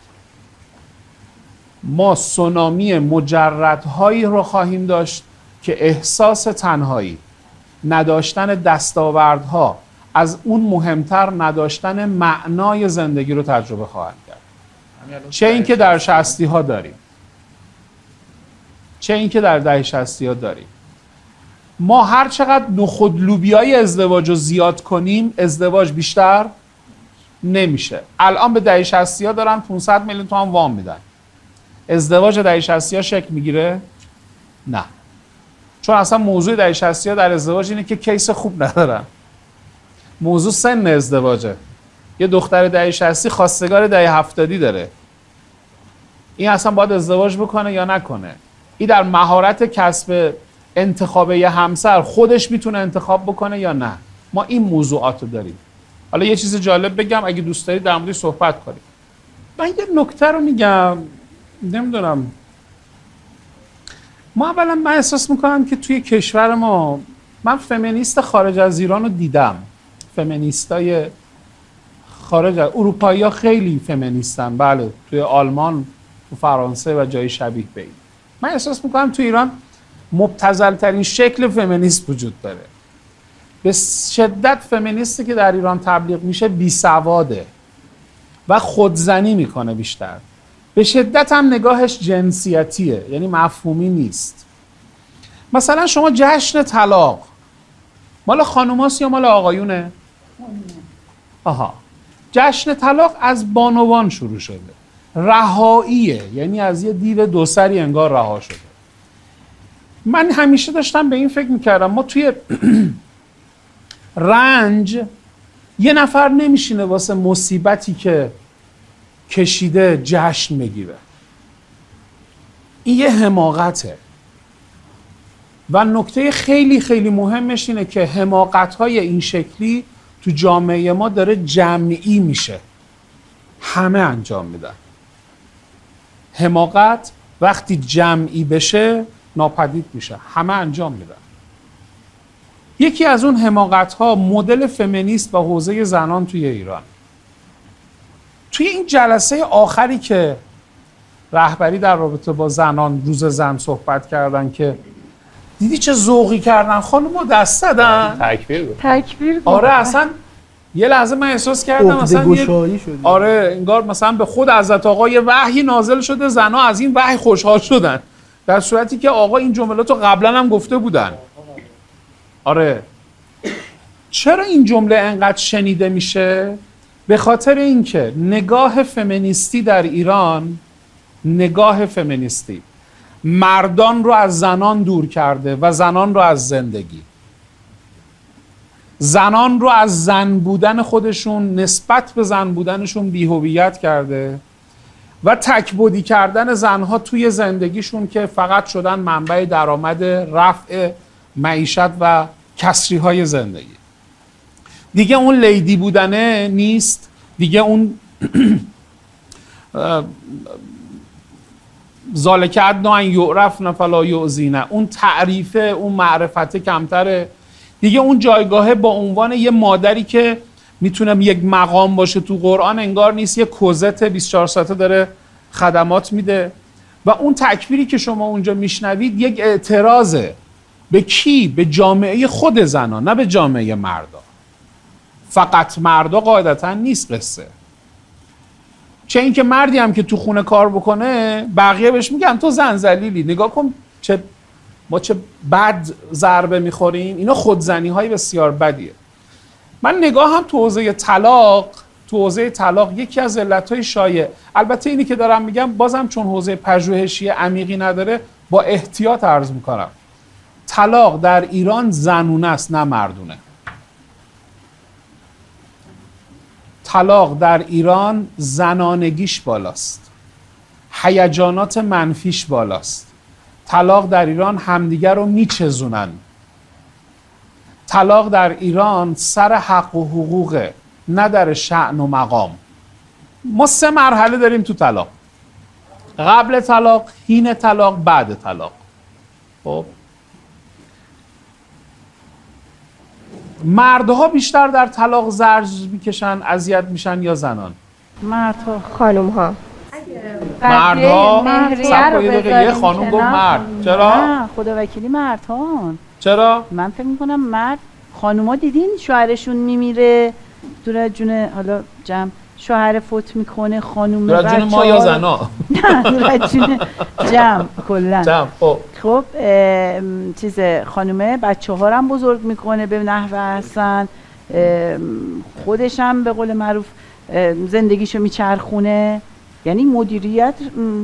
اما آقایون مرده بنده خدا زنش که فوت میکنه، من خیلی دیدم آقایون نمیتونن اون زندگی طبیعی روتینی که باید تو مجردی داشته باشن. حالا نمیگم بعضی آقایون هم 40 نشده خلاصه فکر همون لحظه اصلا فکر ازدواج میکنن. شما چرا شاکی شدی؟ خب فکر میکنن آقایون رگای فمینیستی بالاخره اون خانم هم به یه جای رسیده که میخواد این جایگاه رو، این زندگی رو ترک کنه دیگه. ما همیشه به این فکر نمی کنیم که چی بهش گذشت که تصمیم گرفت بزنه زیر این زندگی. بهش خورده خانومه. آره. چه حین طلاق، چه قبل طلاق، چه پس از طلاق، زنان بیشترین آسیب رو میبینن. اما این به معنای این نیست که مردا خوشخوشونشونه، صبح میره یه زن دیگه میگیره. چون احساس تنهایی در مردان بسیار بالاتر از زنان میره. اما اضطراب و استرس اجتماعی در زنان به شدت بالاست. ناامنی پس از طلاق همچنان در ایران وجود داره که خانم طلاق گرفته حلقه‌شو در نمیاره. دیدگاه اشتباهی به خانم‌های مطلقه هست. نه، الان دیدگاه که اشتباه هست. محیط آیا امنه؟ نه. آها، همین الان دعوت کردیم نتونستن بیان. نتونستن بیان. واقعا هم حق داشتن که نیان. ببین محیط امن نیست. این که من گفتم ازدواج زنونه است در ایران، طلاقش انرژیش زنانه است، هویت طلاق‌ها در ایران زنانه هست. چون اساساً مردا تو دادگاه میرن میان یا خانوما؟ خانوما. ضربه هایی که بعد یه زنی که پاشو میذاره توی دادگاه، به قول شما میگید بالاخره به یه جایی رسیده که این کارت به یه استخونی اومده که الان کارش به اینجا رسیده. نه، از این طرف شما یه تحقیق خیلی ساده بکنی از همینایی که الان رفتن توی دادگاه ها، میگن قوانین ما مردونه است یا زنونه؟ یا مردونه. میگن مردونه است. اکثرا اینو میگن. البته قانون که مردونه زنونه نداره، قانون قانونه، مبتنی بر یه شرع و در یک معدلی شکل میگیره. اما واقعیت امر اینه که طلاق توی ایران چه قبلش، چه حینش، چه بعدش، زن و مرد هر دو آسیب میبینن، زنان بیشتر. از کجا اینو میگم؟ نشون به این نشون که پس از طلاق احساس ناامنی به شدت بالاتره تا حین طلاق، یعنی در خود طلاق. در قرآن یه آیه‌ای هست در سوره بقره خیلی جالبه، 4 بار یه کلمه تکرار میشه. طلاق فی نفسه خودش آقا چیز بدی نیست، طلاق دیگه یه مرحله از یه زندگی میتونه باشه، یه حلال به شدت. مثلا شما آره تهش چیزی که من ازش استنباط میکنم اینه، من میگم که اگر این طلاق درستی باشه چی؟ دارو میتونه باشه. آها. قرآن میگه که معیار شما باید یک کلمه باشه. یه واژه‌ای رو توی یه آیه 2 خطی 4 بار تکرار میکنه. حدود الله، حدود خدا، یعنی یه حد و حدودی داره، یه مرزی داره. اما ما الان این کار رو نمی کنیم. زنانه است چون طلاق به شدت هیجان محوره، احساس محور شده. زنانه میشه به خاطر اینکه زنها بیشتر دارن آسیب میخورن توش. مردان در لول و در درجه ای از آسیب قرار میگیرن، اما بازگشت اونها به زندگی و برگشت اونها به سادگی، به پیچیدگی حوزه زنان نیست. من حالا میخوام یه چیزی بگم. این که زنها بیشتر آسیب میخورن، ضررش به کی میرسه؟ به جامعه میرسه. آفرین. و این خطرش بیشتره، چون شما یک زن رو فقط از همسر بودن ننداختی، یه جامعه رو از فرصت مادری، فرصت عشق ورزی. چون زنان موضعشون و تأثیر بخشیشون در حوزه اجتماع، در معنا، هم در کانسپت ها، هم در قوانین، هم در موضوعات اجتماعی و احوالات اجتماعی به شدت بالاتره. خیلی جالبه. ما الان من دوستان قاضی خیلی زیادی دارم که توی همین دادگاه خانواده دارن کار میکنن. ما هر چند وقت یه بار همدیگه رو میبینیم. یکی که اصلا از اقوام ما هم هست، یه بار به من زنگ زده بود توی 2 سال پیش تو برنامه دعوت وسطای ماه مبارک بود. گفت آقا من یه کیس دارم، زوج پرونده طلاق دارن توی شهر ما، نمیگم کجا، بومن. بعد آقا یه زوج 10 سال دارن طلاق میگیرن، 12 تا پرونده قضایی دارن برای هم. فقط قتل نبوده. شما ببین چه استهلاکی داره از این سیستم گرفته میشه. یه زوج یه طلاق میخواد بگیره دیگه، نه حالا قرآن ببین چی میفرماد. میفرماد که آقا میخوای طلاق بگیری فامساک به معروف. میگه اگه میخوای نگهش داری نگهش دار ولی به معروف. میگه اگه میخوای طلاقش بدی او تسریح به احسان، میخوای رها کنی خوب رها کن. بعد میگه حق و حقوقشو دادی یه وقت نری مطالبه کنی. الا یحل لکم ان تأخذوا مما آتیتموهن شیئا الا ان یخافوا الا یقیما حدود الله.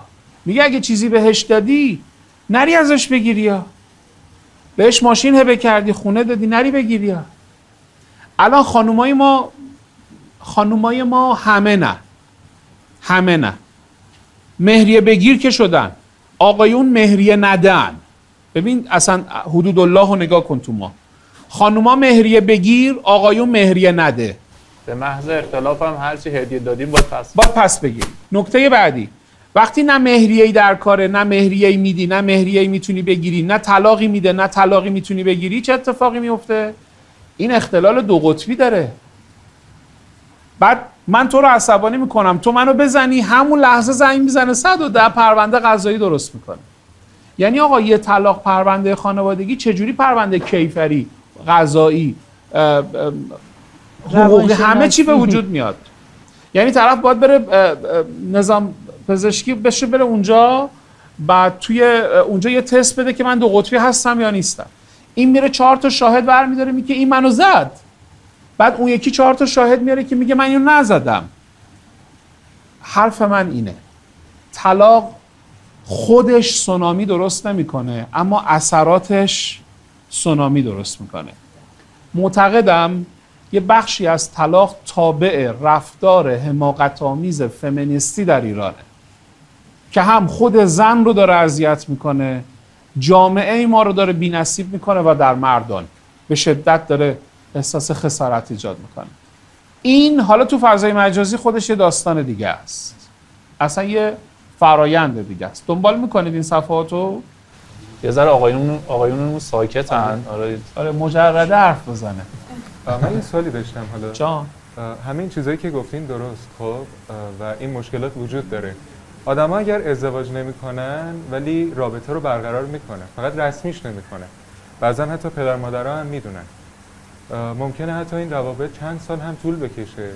هم شاید بدونیم، مثلا یه مثالی ازش داشته باشیم تو نزدیکانمون و این اتفاقات توش نمیفته، یا اگرم میفته تهش مثلا به این صورت نیست. به هر حال اون اتفاق میفته. ما میگیم که ترس از ازدواج داریم ولی اون رابطه برقرار میشه. میگیم که نمیدونم کیس خوب پیدا نمیشه واسهشون، اما به هر حال رابطه دارن با یه نفر که ممکنه همه ویژگی‌های یک ازدواج رو داشته باشه به جز رسمی شدنش.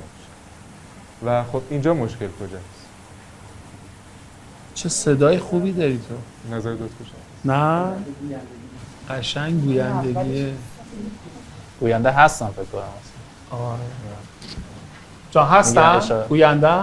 پشت صحنه اشاره میکنم گوینده. لود دادم. میدونی چی میشه که اینجوری میشه؟ یعنی من واقعا این دغدغه منه. دختر پسر میان 6-7 ساله با همن، رسمیش نمیکنن. رسمی نیست. خانواده هاشون هم میدونن. به خاطر اینکه ما بار مسئولیت ازدواج رو به حسب اون روتوشی که عرض کردم، ازدواج رو انقدر سخت میکنی که پریرو تا به مستوری ندارد، چو در بندی سر از دیگر برآرد. خدا نمیگذره از کسایی که ازدواج رو تو این مملکت سخت کردن. ازدواج چون بار مسئولیت به بار میاره. آقا مسئولین ازدواج رو دلیل طلاق میدونن دیگه، بابت همین میگن از اول جلوش. بله کی بود من نبودمه. چون گردنگیرشون خوب نی، در نهایت باید بندازن گردن خوده، یعنی معلول علتش هم خودش میشه. خب اما من به شما نکته بگم، شما جمله خیلی درستی فرمودین، سوال درستری هم فرمودین. آقا چی میشه که همه چی هست ولی اینا ازدواج نمیکنن؟ دلایل متفاوته. مهمترین دلایل رو من عرض میکنم. یک، تا اسم ازدواج میاری دختر پسرها موضعشون متفاوت میشه. یهو گاردش اینجوری میشه.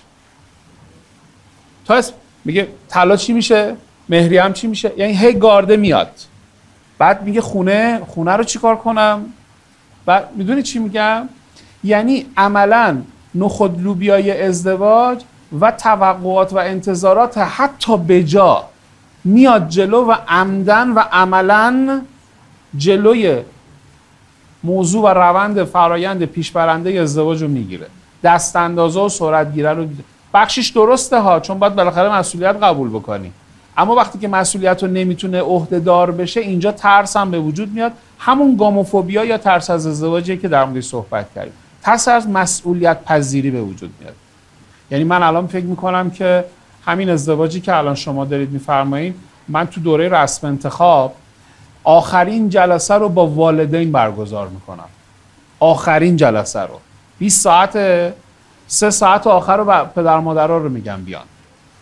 خب بعد اصلا وقتی که میان هم نگاه‌های اجتماعیشون بالا میاد.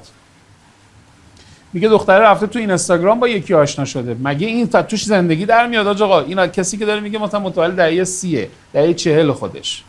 خب این از نگاه اجتماعی چجوری میتونیم اینو حلش بکنیم؟ دروغ هم نمیگه، چون خودش زنگ گرفته، از تو فامیل گرفته، 30 سال همدیگه رو میشناختن. الان ازدواجه از توی اینستاگرام در میاد، از توی گروه‌های علمی تلگرام و بله و ایتا و اینجور جاها داره در میاد. غیر از اینه مگه؟ خب این نگاه جامعه شناختیشو من میفهمم، اما سوال به این ازدواج مجوز بدیم یا ندیم؟ الان این ازدواج بکنه یا نکنه؟ شرایطش داره دیگه. پس با نگاه جامعه شناختی احتمالاً شما به حل مسئله نمیرسی، اما نمیتونی هم بهش نگاه نکنی. برای همین حرف شما خیلی درسته. اگه بهش درست نگاه کنی احتمالاً تو حوزه روانشناختی قاعدتاً به جوابای بهتری میرسی، به راهکارهای درستری میرسی. ولی حالا در هر صورت ما چه الان مشکلمون مدرنیته باشه که در ایران مدرنیته که نداریم، که داریم مگه؟ ما روش‌های جدید داریم. دیروز تو روزه هم دیگر می‌دیدن، آشنا می‌شدن، الان تو اینستاگرام هم دیگر می‌دیدن. دیروز توی جایی متفاوت می‌دیدن، الان توی جایی متفاوت. کلونیا فرق کرده. یه ذره بروزتر شده. اما مسئله ما که حل نشده توش، که موضوع ازدواج حل نمیشه. شما تو مسئله اشتغال، مسئله مسکن، مسئله معیشت تو این کشور حل نشه، حجاب هم نمیتونی حل بکنی. چون بسیاری از بی‌حجابی‌ها آیا لجبازی‌های سیاسی و اجتماعی هست یا نیست؟ و تا اینو تو قبول نکنی، نهی از منکر ما همینجوری داره واسه خودش لایحه میده. خب بده. شما مگه میتونی مسئله رو حل بکنی؟ نه آقا جون، نمیشه. ببین یه چیزی جالبی وجود داره. توی همین نمودار استانی من دیدید، من براتون خوندم، استان‌های کم برخوردار درش ازدواج بیشتره، طلاق کمتره، توقعاتشون پایین‌تره. خب همین جمله‌ای که شما گفتید یعنی فرهنگ. این نکته‌ای که شما گفتید یعنی یک نگاه فرهنگی اجتماعی به. ولی قدیما اگه یه آدمی مثل من میومد میگفت آقا من یه بار اومدم تو تلویزیون گفتم این یغنهم الله من فضله رو از مردم نگیرید، چون باور ما مسلمون ها اینه که روزی دسته بگین خود، انگار روزی افتاده دست قوزی الان. چرا؟ چون تو وقتی که صبح طرف بلند میشه یهو 10 برابر میشه همه چی، دیگه روزی دست خدا نی. روزی دست بی تدبیری توه. خب بعد من تو آیه قرآن میخونم، بعد جوونه میاد به من میگه آقا ازدواج، میگم یغنهم الله من فضله بنکحوا ایاما منکم و صالحین من عبادکم و امائکم ان یکونوا فقراء یغنهم الله من فضله والله واسع علیم. این باور میکنه؟ به خدا باور نمیکنه.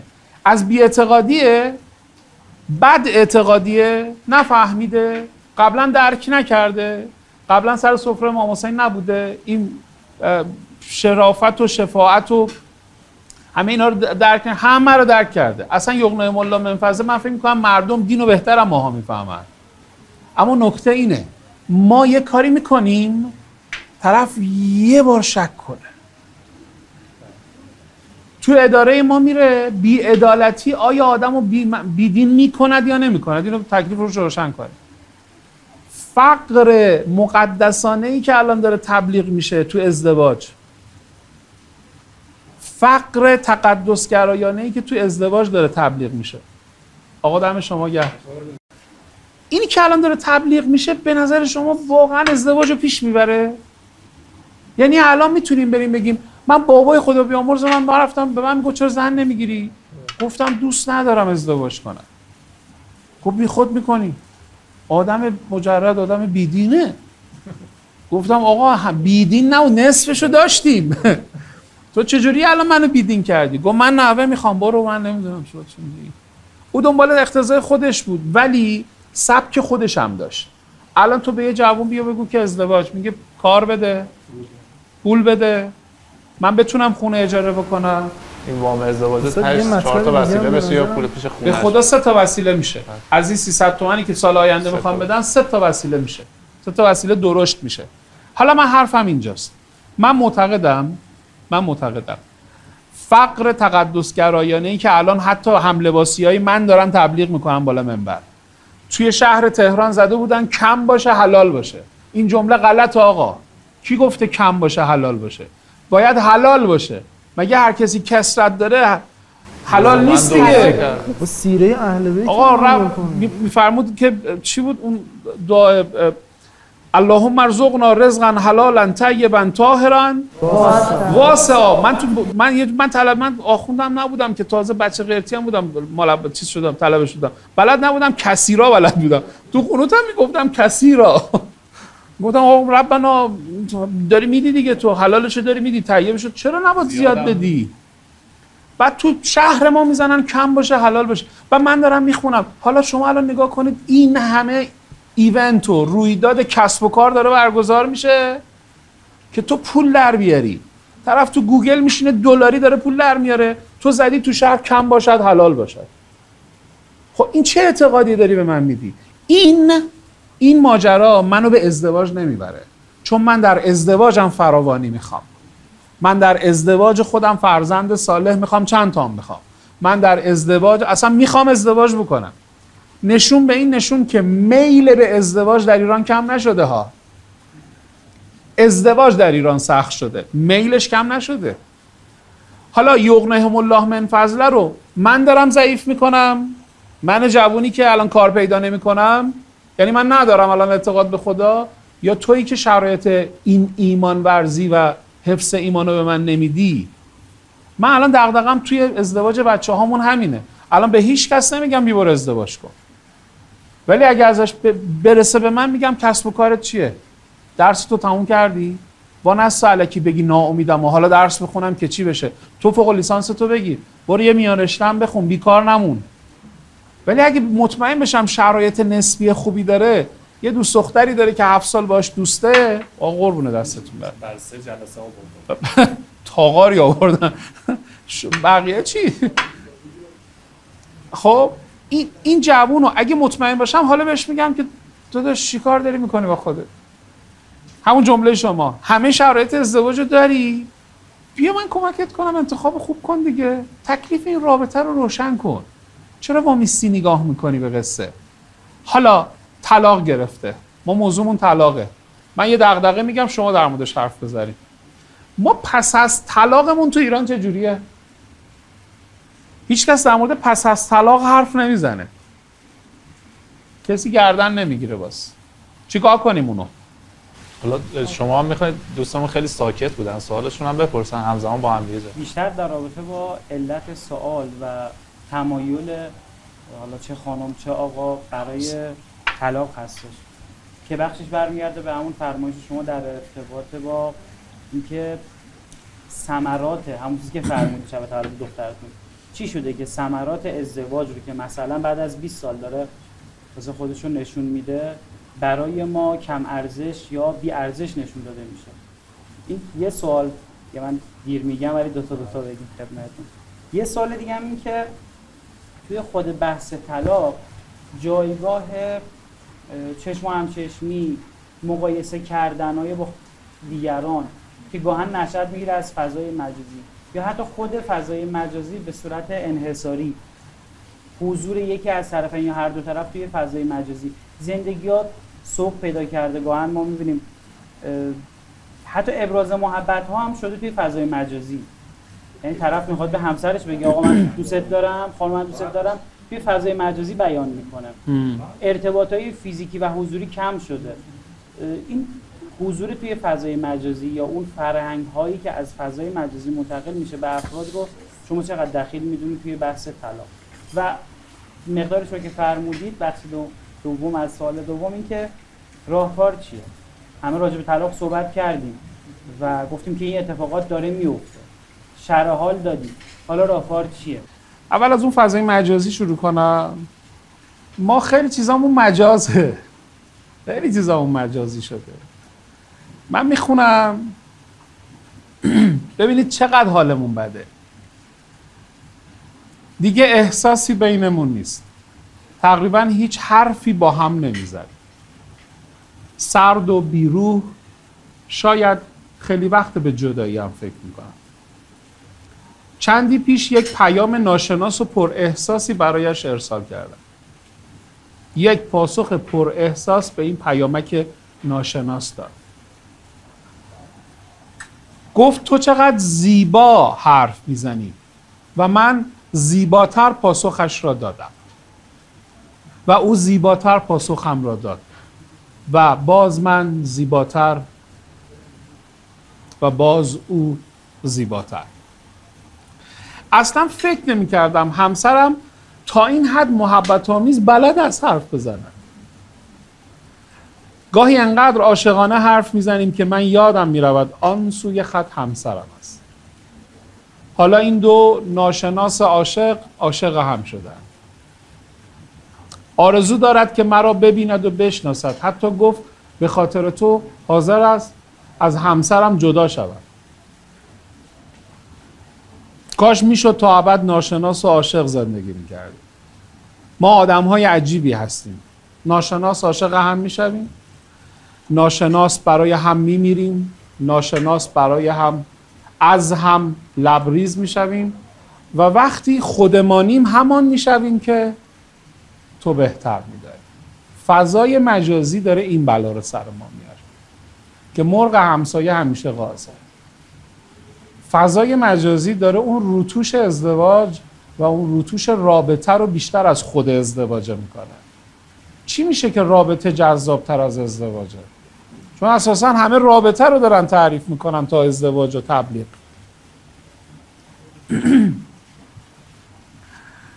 ما آخونده که اصلا رابطه رو قبول نداریم، فقط میگیم ازدواج. این وریا مثلا ازدواج قبول ندارن، میگن حالا برو جلو. یعنی ما کلن یا این ور بوم افتادیم یا از اون ور بوم. من یادم نمیره چقدر من اون موقع که توی دانشگاه شهید بهشتی تو نهاد رهبری کار میکردم یادم نمیره ما هر هفته عشق مجازی، عشق الهی، یه جوری عشق مجازی رو نفی میکردیم که طرف اختلال هویت جنسی پیدا میکرد. به خدا. بعد الان یه جوری در مورد ازدواج و عشق و اینا میگیم نه. ماجرا اینه که فضای مجازی خیلی تو دنیا گیر کرده. خیلی دیگه داریم اغراق‌آمیز و خیلی حال به همزن داریم از حال نصف نیمه خودمون خوب تعریف میکنیم. ما ریالیتی شو نداریم تو فضای مجازی، کاملا مجازی شو داریم. دکوپاژ. آره همه چی دکوپاژ به قولا. همه چی چیده میشه واسه ما تا ما باور کنیم این زوج چقدر حالش خوبه. ازدواج این شکلی کسی که سرش تو فضای مجازی نمیره ازدواج کنه، نمیتونه ازدواج بکنه. اصلا کجا برای چی باید ازدواج بکنه؟ شهلا محلا ریخته دیگه. اونم هی خمچیر جمشید فرشید بکنه، چه اشکالی داره؟ تو تنوع طلبی هم که دیگه الان قدیما به نام ما مردا بود، الان به کام خانوماست. از هر روز به رنگی با عیار در آمد. یه خانم اومد بود پیش من یادم نمیره، یکی از شاخص‌ترین کیسام بود. تمام مدل‌های زیبایی رو خودش ایجاد کرده بود، باز شوهرش بهش خیانت کرده بود. بعد به من میگه همه مرد، تو چشم من نگاه میکرد میگه همه مردا عوضی ان. گفتم همه؟ گفت بابام و نه، شما و داداشم هم نه، ولی بقیه ها هستن. گفتم یه وضع احساس نمی‌کنی زیادی دیگه زن بودن به مراتب چیزی بیش از مؤنث بودنه، تو اصلا خود مؤنث شدی فقط. بعد گفت آره من از بس فکر میکنم که فضای مجازی یه جا چش شوهر منو پر کنه. این ترس دارید یا ندارید خانم این ترسو؟ خب اگه ترس از خیانت وجود داره توهمه حاج آقا 90%ش توهمه. اینو شما الان میگید من میدیم به خورد اون آقاه، یواش یواش اون آقا هم به خودش چیز میشه، قراره میشه. من میتونستم خیانت کنم پس نخورده بود خب یواش یواش دیگه میگه خب حالا سوال من واضحه دیگه، آیا وجود دارد یا نداره؟ بله وجود داره. کی به وجود میاره؟ فقط مال فرد یا مال محیطه؟ محیط که دو طرفه. سهم کی بیشتره؟ سهم خانوما. سهم خود فرد بیشتره. چرا؟ چون پیغمبر داشته صحبت میکرده، یه جماعتی نشسته بودن، داشتم صحبت میکردم، همجوری نگاه میکرده به ملت، همجوری ملت هم نگاه به پیغمبر میکردم. پیغمبر یه وقت دیدن که صلوات الله علیه نگاه کردن، دیدن این کلا این پنکه سقفی چرخید رفت یه سمت دیگه. بعد ایشون هم نگاه کردید اونجا یه زلیخایی داره رد میشه، اینا حواسشون پرت شد. پلنگ نبوده زلیخا. پلنگ نبود. بعد پیغمبر روایت صریح روایته و سلام علیکم و رحمت الله. بعد همه رو دوباره جمع میکنه، میگه آنچه که بیرون دیدید همان نزد همسر شماست. یعنی اول یقه خود آدمه رو میگیره. خب ولی قبول بکنیم کسی که الان داره مخاطب منو داره میبینه دیگه، نه امشب دیشب با همین موبایل رفتی تو رخت خوابت، معلومه زنتو نمیبینی، شوهرتو دیگه نمیبینی. ببین میزان لایکایی که انجام دادی، این همه سرچ و جستجوات مال کیاست؟ کیا رو داری دنبال میکنی؟ و قطعا رو آدم تاثیر هم داره. اما من معتقدم باز ضعف‌ها و قدرت‌های شخصیتی و فردی تعیین کننده است. محیط هم نمیشه در نظر نگرفت. ترس‌های شایع بیرونی، ترس از شکست، ترس از خیانت و بیمهری‌ها، این که میگن زنها بیشتر خیانت میکنن یا مردها، رایج بودن نمیدونم متأهل‌ها، حیات خلوت نمیدونم فلان، طرف رفته توی تلگرام اینو میذارم بگید پخش کنه این فلان فلان شده بلکه خجالت بکشه. طلبه هم هست بیشور، رفته با عکس من به اسم من کانال صیغه یابی زده، بعد بهش میگم که چرا این کار میکنی؟ میگه من دارم مشکل مردم رو حل میکنم. چرا به اسم شما؟ خب برای اینکه من معروفم، اون که معروف نی که، تهش اینی که 4 تا آدم منو میشناسن میگن. حالا بعد من دیدم خدایا این تو اینستاگرام تو تلگرام به من پیام میدن حاج آقا از شما دیگه بعید بود، دوستام میگن آقا کیس خوب سراغ نداری. بعد من یه نگاه کردم دیدم یکی دو تاشون به من پیام دادن که آقا این فکر کنم. خب شما تو یه محیطی که انقدر تله داره، انقدر میتونه بی‌حیا باشه، شما تو این محیط میتونی زن نگهداری، میتونی شوهرداری کنی. خب قاعدتاً باید سرتو از این محیط یه جایی بکشی بیرون دیگه. یعنی حداقلش اینه که اگه خودتو مهرطلب میدونی، ضعف شخصیتی داری، تایید طلبیت اجازه نمیده، قدرت تشخیص نداری، نباید بمونی. من معتقدم که ازدواجی که این روزا داریم تبلیغشو میکنیم، شاهد طلاق‌هایی هستیم که الان داریم میبینیم. طلاق‌هایی هستیم که داریم میبینیم. این طلاق‌هایی که شما امروز شاهدش هستید، قاعدش اینه که ازدواج‌های غلط‌تری پشتش بوده. برای همین من چند تا راهکار میدم. این راهکار که گفتید خیلی خوب بود. چی کار کنیم کارمون به ازدواج غلط نیفته و طلاق درست؟ 1. باورهای خودتون رو در ناخودآگاه شخصی نسبت به ازدواج یک بار دیگه شخم بزنید و بررسی کنید. شاه عبدالعظیم حسنی هر سال یه بار میرفته پیش امام معصوم خودش، اعتقاداتش رو شخم میزده، میگفت آقا من به این اعتقاد دارم، درسته؟ نکته دوم اینه که سواد زندگی مهمتر از خود زندگیه. به نظر من اگر یه نفر سواد ازدواج نداشته، مثلا من یه کتابی میخوندم از فرانکل تو 18 سالم بود، نوشته بود معنای زندگی از خود زندگی مهمتره. راست میگم، معنای زندگی از خود زندگی، سواد ازدواج از خود ازدواج مهمتره. یعنی ما الان با شکوه همسرداری تو دانشگاه ها سواد عاطفی به بچه هامون یاد نمیدیم. ما دارای هوش عاطفی بالایی نیستیم چون بلوغ عاطفی رو از این هوش دریافت نمی‌کنیم.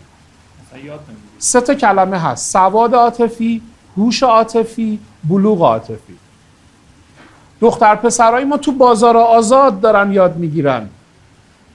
یعنی 2 واحد پسر پاس کرده، 3 واحد شکست عاطفی داره. الان تازه به من میگه که اومده سر کلاس من، میگه من برای چی باید بیام سر کلاس پیش از ازدواج؟ من آقا حدود 10-15 تا دوست دختر داشتم فقط. اونم توی خطای دیگه خودشه، فکر میکنه چون حالا اونجا تجربه بازار آزاد داشته میتونه ازدواج درستی هم داشته باشه. حالا چون بحثش پیش اومد، من چون حدس میزدم تو این جمع مطرح نشه، بحث یه نظرسنجی هم گذاشتیم ما تو کانال خانواده‌مون و مساف، اینکه دلایل طلاق چی بوده. یه عدد قابل توجهی به عدم آشنایی با روابط زوجین و زناشویی رفت. آفرین شما. یعنی با توجه به اینکه حالا آماری دارید در حالا چه 12,000 نفر شرکت تو کانال قنداب، خیلی کانال خوبی هم هست. این عدد قابل توجه، یعنی با توجه به اینکه محیطیه که مثلا مذهبی طوره، باز این گزینه رأی زیادی داشته و عموما نمیدونم اسمش حیا چیه، یه گاردی نسبت بهش وجود داره. نه پدر مادرها راجبش صحبت میکنن، نه به جوونا یاد میدن، نه تو دانشگاه پسر یاد میگیره، نه دختر یاد میگیره. کل چیزی هم که بهشون یاد میدیم یه کلاس بعد آزمایشه و یه دو واحدی که تو دانشگاه. هم بلوغ جنسی منظورته. هم روابط زناشویی و مسائل جنسی. یه آماری هم حدود 60% 70% کارشناسا گفتن که به این مسئله برمیگرده. میخوام راجع به اینم حالا زمینه‌هایش هم صحبت کردید، راجع به اینم بحث بشه که آیا مثلا کلا این تو اسلام اون گاردی که ما داریم و اون چیزی که به اسم حیا ما روش اسم گذاری کردیم وجود داره یا نه؟ چون داره می‌بینیم خیلی عدد قابل توجهیه دیگه. بله، عدد خیلی قابل توجهی، خیلی جدی هم هست. توی موضوع اینکه نکته اولی که توی نظرسنجی شما اومد، شناخت، ما یکی از علت‌هایی که تو سال اول تا سال سوم ازدواج‌ها به طلاق می‌انجامه عدم شناخت. یعنی تمام کتابای زنان مریخی مردان ونوسی جانگری که 600 بار توی این مملکت تجدید چاپ شده، 60 تا مترجم اینو ترجمه کردن، کلی ناشر ازش پول در آوردن، کلش باد هوا بوده. یعنی هیچ اثری روی سیستم ما نذاشته. شناخت زنان و مردان، کار ما به جای رسیده، متاسفانه میخوام بگم شناخت ما انقدر ضعیفه که ما حتی از مباحث فیزیولوژی و آناتومی هم شناخت نداریم. من سالها به کمک چند تا پزشک و یه تیم کاملا متخصص تو حوزه بهداشت زناشویی دوره و کارگاه برگزار کردم. شاید بیش از 30 تا دوره و کارگاه برگزار کردم. الان حدود 7-8 سال، یعنی بعد کرونا دیگه کلا تعطیل شد. باور میکنید ما یه دوره برای پزشکان 2 تا از دانشگاه‌ها گذاشتیم، یه تیم ورکی بودیم دیگه. توش فقه و احکام بود، اخلاق جنسی بود، آناتومی و فیزیولوژی بود، مسائل بالینی و مسائل جنسی هم بود، تراپیست سکس تراپ و همه اینا رو هم داشتیم. پزشکایی که رشته پزشکی خونده بودن تو نظرسنجی در نهایت گفته بودن سواد جنسی ما نسبت به کل محتوای کلاس 10% بوده قبل این کلاس. ما 90% به اطلاعات ما اضافه شده. بنابراین دانش ازدواج از خود ازدواج مهمتره. ما یک کتاب در مورد ازدواج خوب توی این مملکت چرا یک کتاب داریم، ولی من کتابم دیدم، اومدم به ناشرش، به نویسندش گفتم ابوالفضلی هر کی کتاب تو رو بخونه ازدواج نمیکنه. گفت چرا؟ گفتم یه چیزی نوشتی که از توش ازدواج در نمیاد، فقط یک تقوای بیش از اندازه در میاد. یعنی طرف همینجوری اگه نه نداریم. گفتم یعنی چی الان مثلا معیار سیاسی گذاشتی توی ما مثلا 7 تا بلوغ داریم تو ازدواج، اینا هی اومدن لوله کشی کردن توش. بلوغ سیاسی. خب بلوغ سیاسی یعنی چی؟ من الان میخوام این کیک بخورم، با اعتقادات ولی فقیه هم میخورم. تهش اینه که آقا ما نظام سیاسی رو قبول داریم یا نداریم، معاند ولی فقیه نباشه. تو یه چیزی نوشتی که این نمیتونه معیارش رو در بیاره. گفت نه من قبول ندارم. گفتم بیا آمار بگیریم دیگه، بیا یه کار چند تا فروختی تا حالا، خریداراتو صدا کن، بیا ببین ازدواج چقدر تو نقش داشته تو ازدواجشون. کارگاه ازدواج برگزار شده، 50 تا CD فقط. بعد به آقای متخصصش میگم آقا یه دقیقه بیا، میگم چیه؟ میگم 50 تا CD تو رو یکی ببینه پیر شد دیگه. ما انقدر کلونیا رو سخت میکنیم، کمالگرایانه، این نگاه پرفکشنیست پوش بالاست. آموزش یعنی چی؟ آموزش یعنی سطح حداقلی از هوش عاطفی، هوش جنسی که ما رو به یه بلوغی برسونه. بلوغ شخصیتی فردم تا یه حدودی شکل بگیره که میتونه از اواسط نوجوانی باشه، نه اوایل نوجوانی. قطعا یه دختری که توی 15 سالگی الان داره ازدواج میکنه باید بگیم دختر کجا داره زندگی میکنه، تو خشت شیرازه، تو قشمه، یا تو تهران ماست. اینا خیلی با هم دیگه فرق میکنن. ما چون توی ایران سن ازدواج واحد نداریم. اما یکی موضوع آموزش تو همه این سطوح. از کی شروع میشه؟ مفاهیمش از دوران کودکی شروع میشه، مهارتاش از دوران نوجوانی شروع میشه. یعنی من معتقدم یه دختر 17-18 ساله، پسر بالای 19 سال قطعاً 10 سال 5 سال قبل از ازدواجش باید سواد ازدواج رو بلد باشه. هیچ اشکالی نداره این آناتومی و فیزیولوژی بدونه. سواد جنسیه، نه مسائل سکسولوژی. بنابراین یکی موضوع آموزشه. حتما یه کتاب خوب پیدا کنید بچه‌ها. یه کلاس خوب پیدا کنید پاشید برید. اصلا مهم نیست تو میخوای ازدواج بکنی یا نه. اساساً مهم نیست. مخاطب کلاس‌های پیش از ازدواج دقیقاً کسایی که خیلی ازدواجیان نیستن. کسی هم که واقعاً به ازدواج فکر نمی‌کنه، رابطه که میتونه برقرار کنه. اصلا به جنس مخالف تمایل که اشتیاق میتونه داشته باشه. این باید سواد رابطه رو داشته باشه. سواد رابطه تو همون سواد ازدواج پیدا میشه. حالا اگه کیسش پیدا شد ازدواج میکنه. الان سلبریتی‌ها توی این کشور ما ضد ازدواجن. اصلا ضد خانواده شده. ما سلبریتی‌هایی که خانواده محور باشن رو کمتر تبلیغ میکنیم. به خدا روز این من درستش کنم. ما سلبریتی‌هایی که خانواده محور باشن رو کمتر تبلیغ میکنیم. سلبریتی که جذاب‌تره لزوماً به معنای اینکه فیلم خوب بازی میکنه از نظر من خیلی خوبه، ورزشکار فوق‌العاده‌ایه. ولی اگه مثلا این یه آقای بیرانوندیه که یه همسری داره 2 تا بچه داره، من اینو بیشتر میپذیرم تا یه خانومی که توی 45 سالگیش بیاد بگه که اصلا کی باید ازدواج، چرا باید ازدواج بکنیم. ممکنه شما به آقای بیرانوند بگید فوتبالیست سواد زیادی نداره. شما بگید که فلان بازیگر چرا تبلیغ نمیشه؟ چرا تبلیغ نمیشه وقتی که خانواده دوسته، خانواده محوره؟ من یه بار به آقای مجری، به نیما کرمی عزیزم بهش گفتم نیما خیلی خوبه تو با همسرت اجرا میکنی. گفت چرا؟ گفتم ببین مردم یه جا یه زن و شوهر خوب و یه جا میبینن میگن اینا بلدن یه کارو با هم انجام بدن، ما چرا بلد نیستیم؟ خب ما بریم تو زندگیمون هم کار انجام.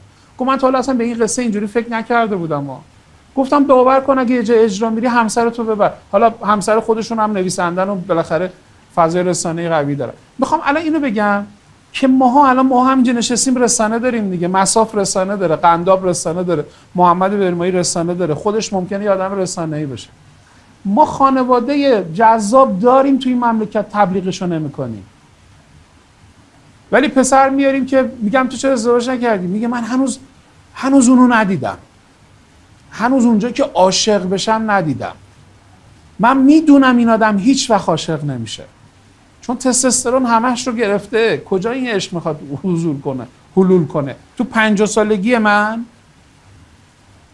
بنابراین من یه بار نشسته بودم، یه چند بار بعضی از این دوستان بازیگر و دوستانی که خب خیلی هم معروفن، خیلی هم آدمای فرهنگی و فرهیخته‌ای هم هستن، از حسرتاشون میگفتن.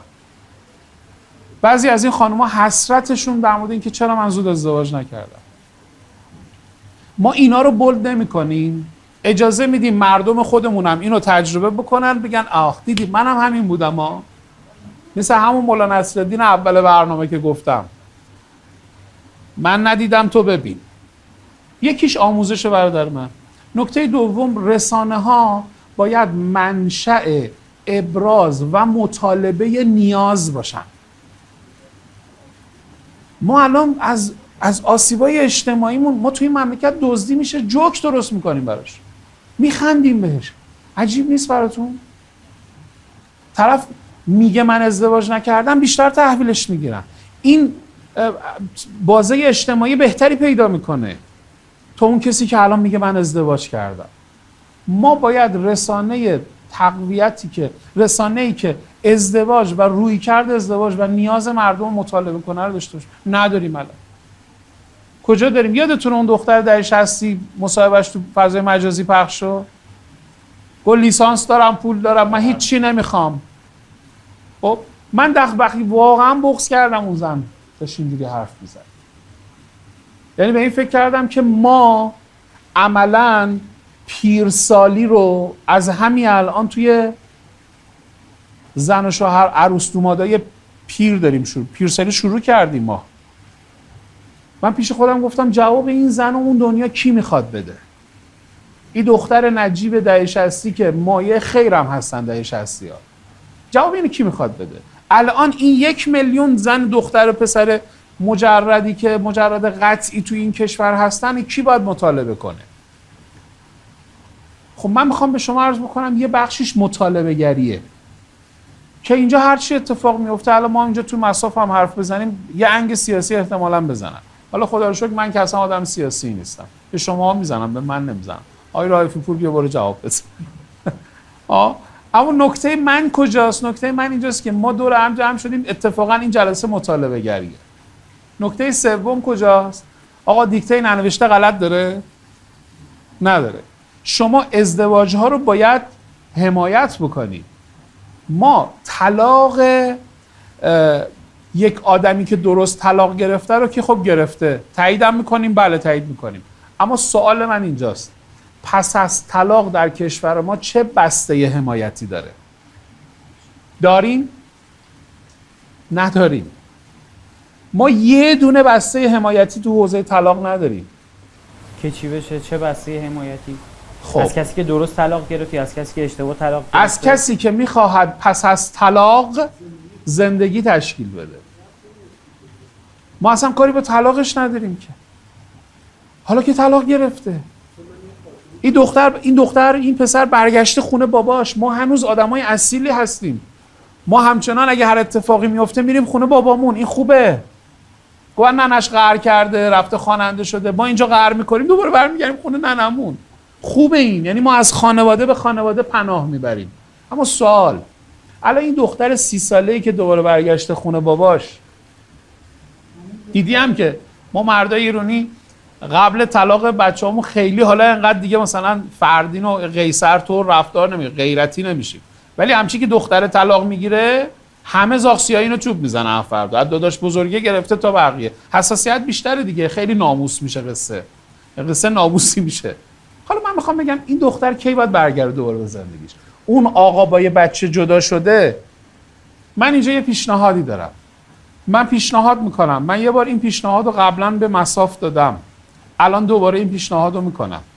ما در امر رویداد ایجاد ارتباط صحیح بین دختر و پسر برای ازدواج درست و بازگشت به زندگی مطلقه ها در ایران یک خلأ رسانه‌ای، یک خلأ ارتباطی منطقی درست داریم که تیم، یه هوش مصنوعی، یه اپلیکیشن، یه گروه جهادی نداریم که اینا رو دوباره به هم برگردونه یا به یه ازدواج صحیحی برگردونه. یه بارم من تو جلسه مصاف عرض کردم، الانم میگم، هرچند متاسفانه یه خورده امنیتی قصه تو کشور ما، اما در دنیا اینجوری نیست. ما به کمک هوش مصنوعی امروز میتونیم همین متخصصای داخلی خودمون اپلیکیشن‌های قوی‌تری از همدم و آدم و حوا و همه اینا رو هم میشه تقویت کرد. ولی درست پیش بیاریم. ما مشکل ارتباط داریم در ایران، ما مشکل عدم انتخاب صحیح داریم. این همه آدم خوب داریم همدیگه رو پیدا نمی‌کنن.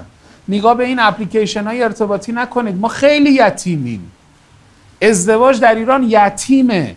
طلاق و مطلقه ها یتیم میشن چون هیچ کس به زندگی پس از طلاق اینا فکر نمیکنه. عددشون هم قابل توجه، نصف ازدواج طلاق دارن. طلاق، دقیقاً. بنابراین ما الان یه مخاطبی داریم که آتش اینو داره به این مخاطب نمیخواد هی چه میدونم پیشنهادهای دیگه بدی. این نیازهای اولیه‌اش الان مونده. من تا یه پست میذارم تو این اینستاگرام در مورد ازدواج، یه دونه ریلز کوتاه میذارم، همه میگن خب کیس معرفی کن. کیس معرفی کن. آقا من الان یه دختر تو خونم، من چیکار کنم؟ برم تو خیابون؟ پسره میگه آقا من واقعا دختر متدین میخوام. من خیلی ساله دارم به این فکر میکنم. یه مدل تو کانادا دیدم خیلی چیز جذابیه. کانادا چقدر وسیعه؟ شاید وسیع ترین کشور توی آمریکا باشه دیگه، یعنی تو قاره آمریکاست. شما تو اون کشور همه مسلمونا سالی یه بار جمع میشن دور هم که همدیگه رو فقط برای ازدواج پیدا کنن.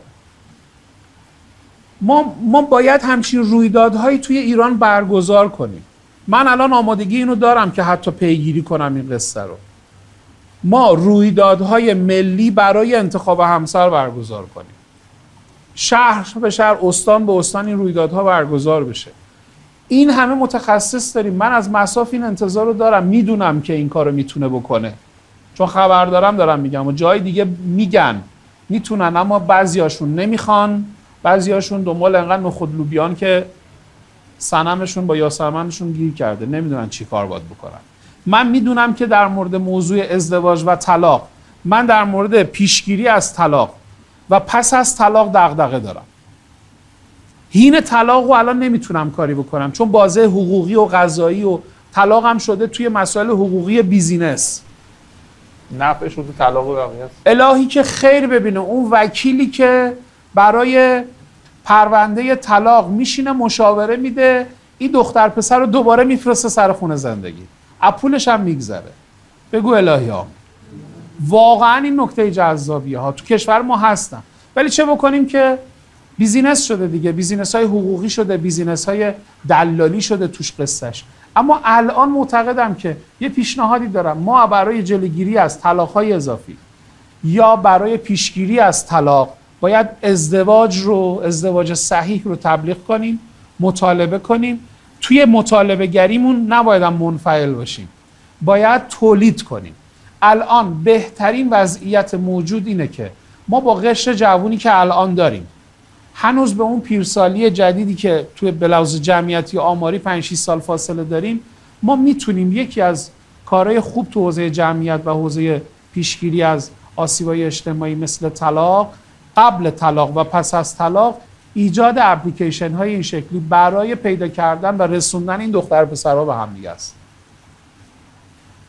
و این خیلی لازمه و جاش خالیه ها. ما همچین ظرفیتی توی کشور داریم، ولی اندازه اپلیکیشن های ضعیفی که الان دارن کار میکنن، اینها کفاف نیاز جامعه رو نمیده و ما باید خودمون یه کاری بکنیم، دست به کار شیم و مسئولین رو مجاب بکنیم به این قصه.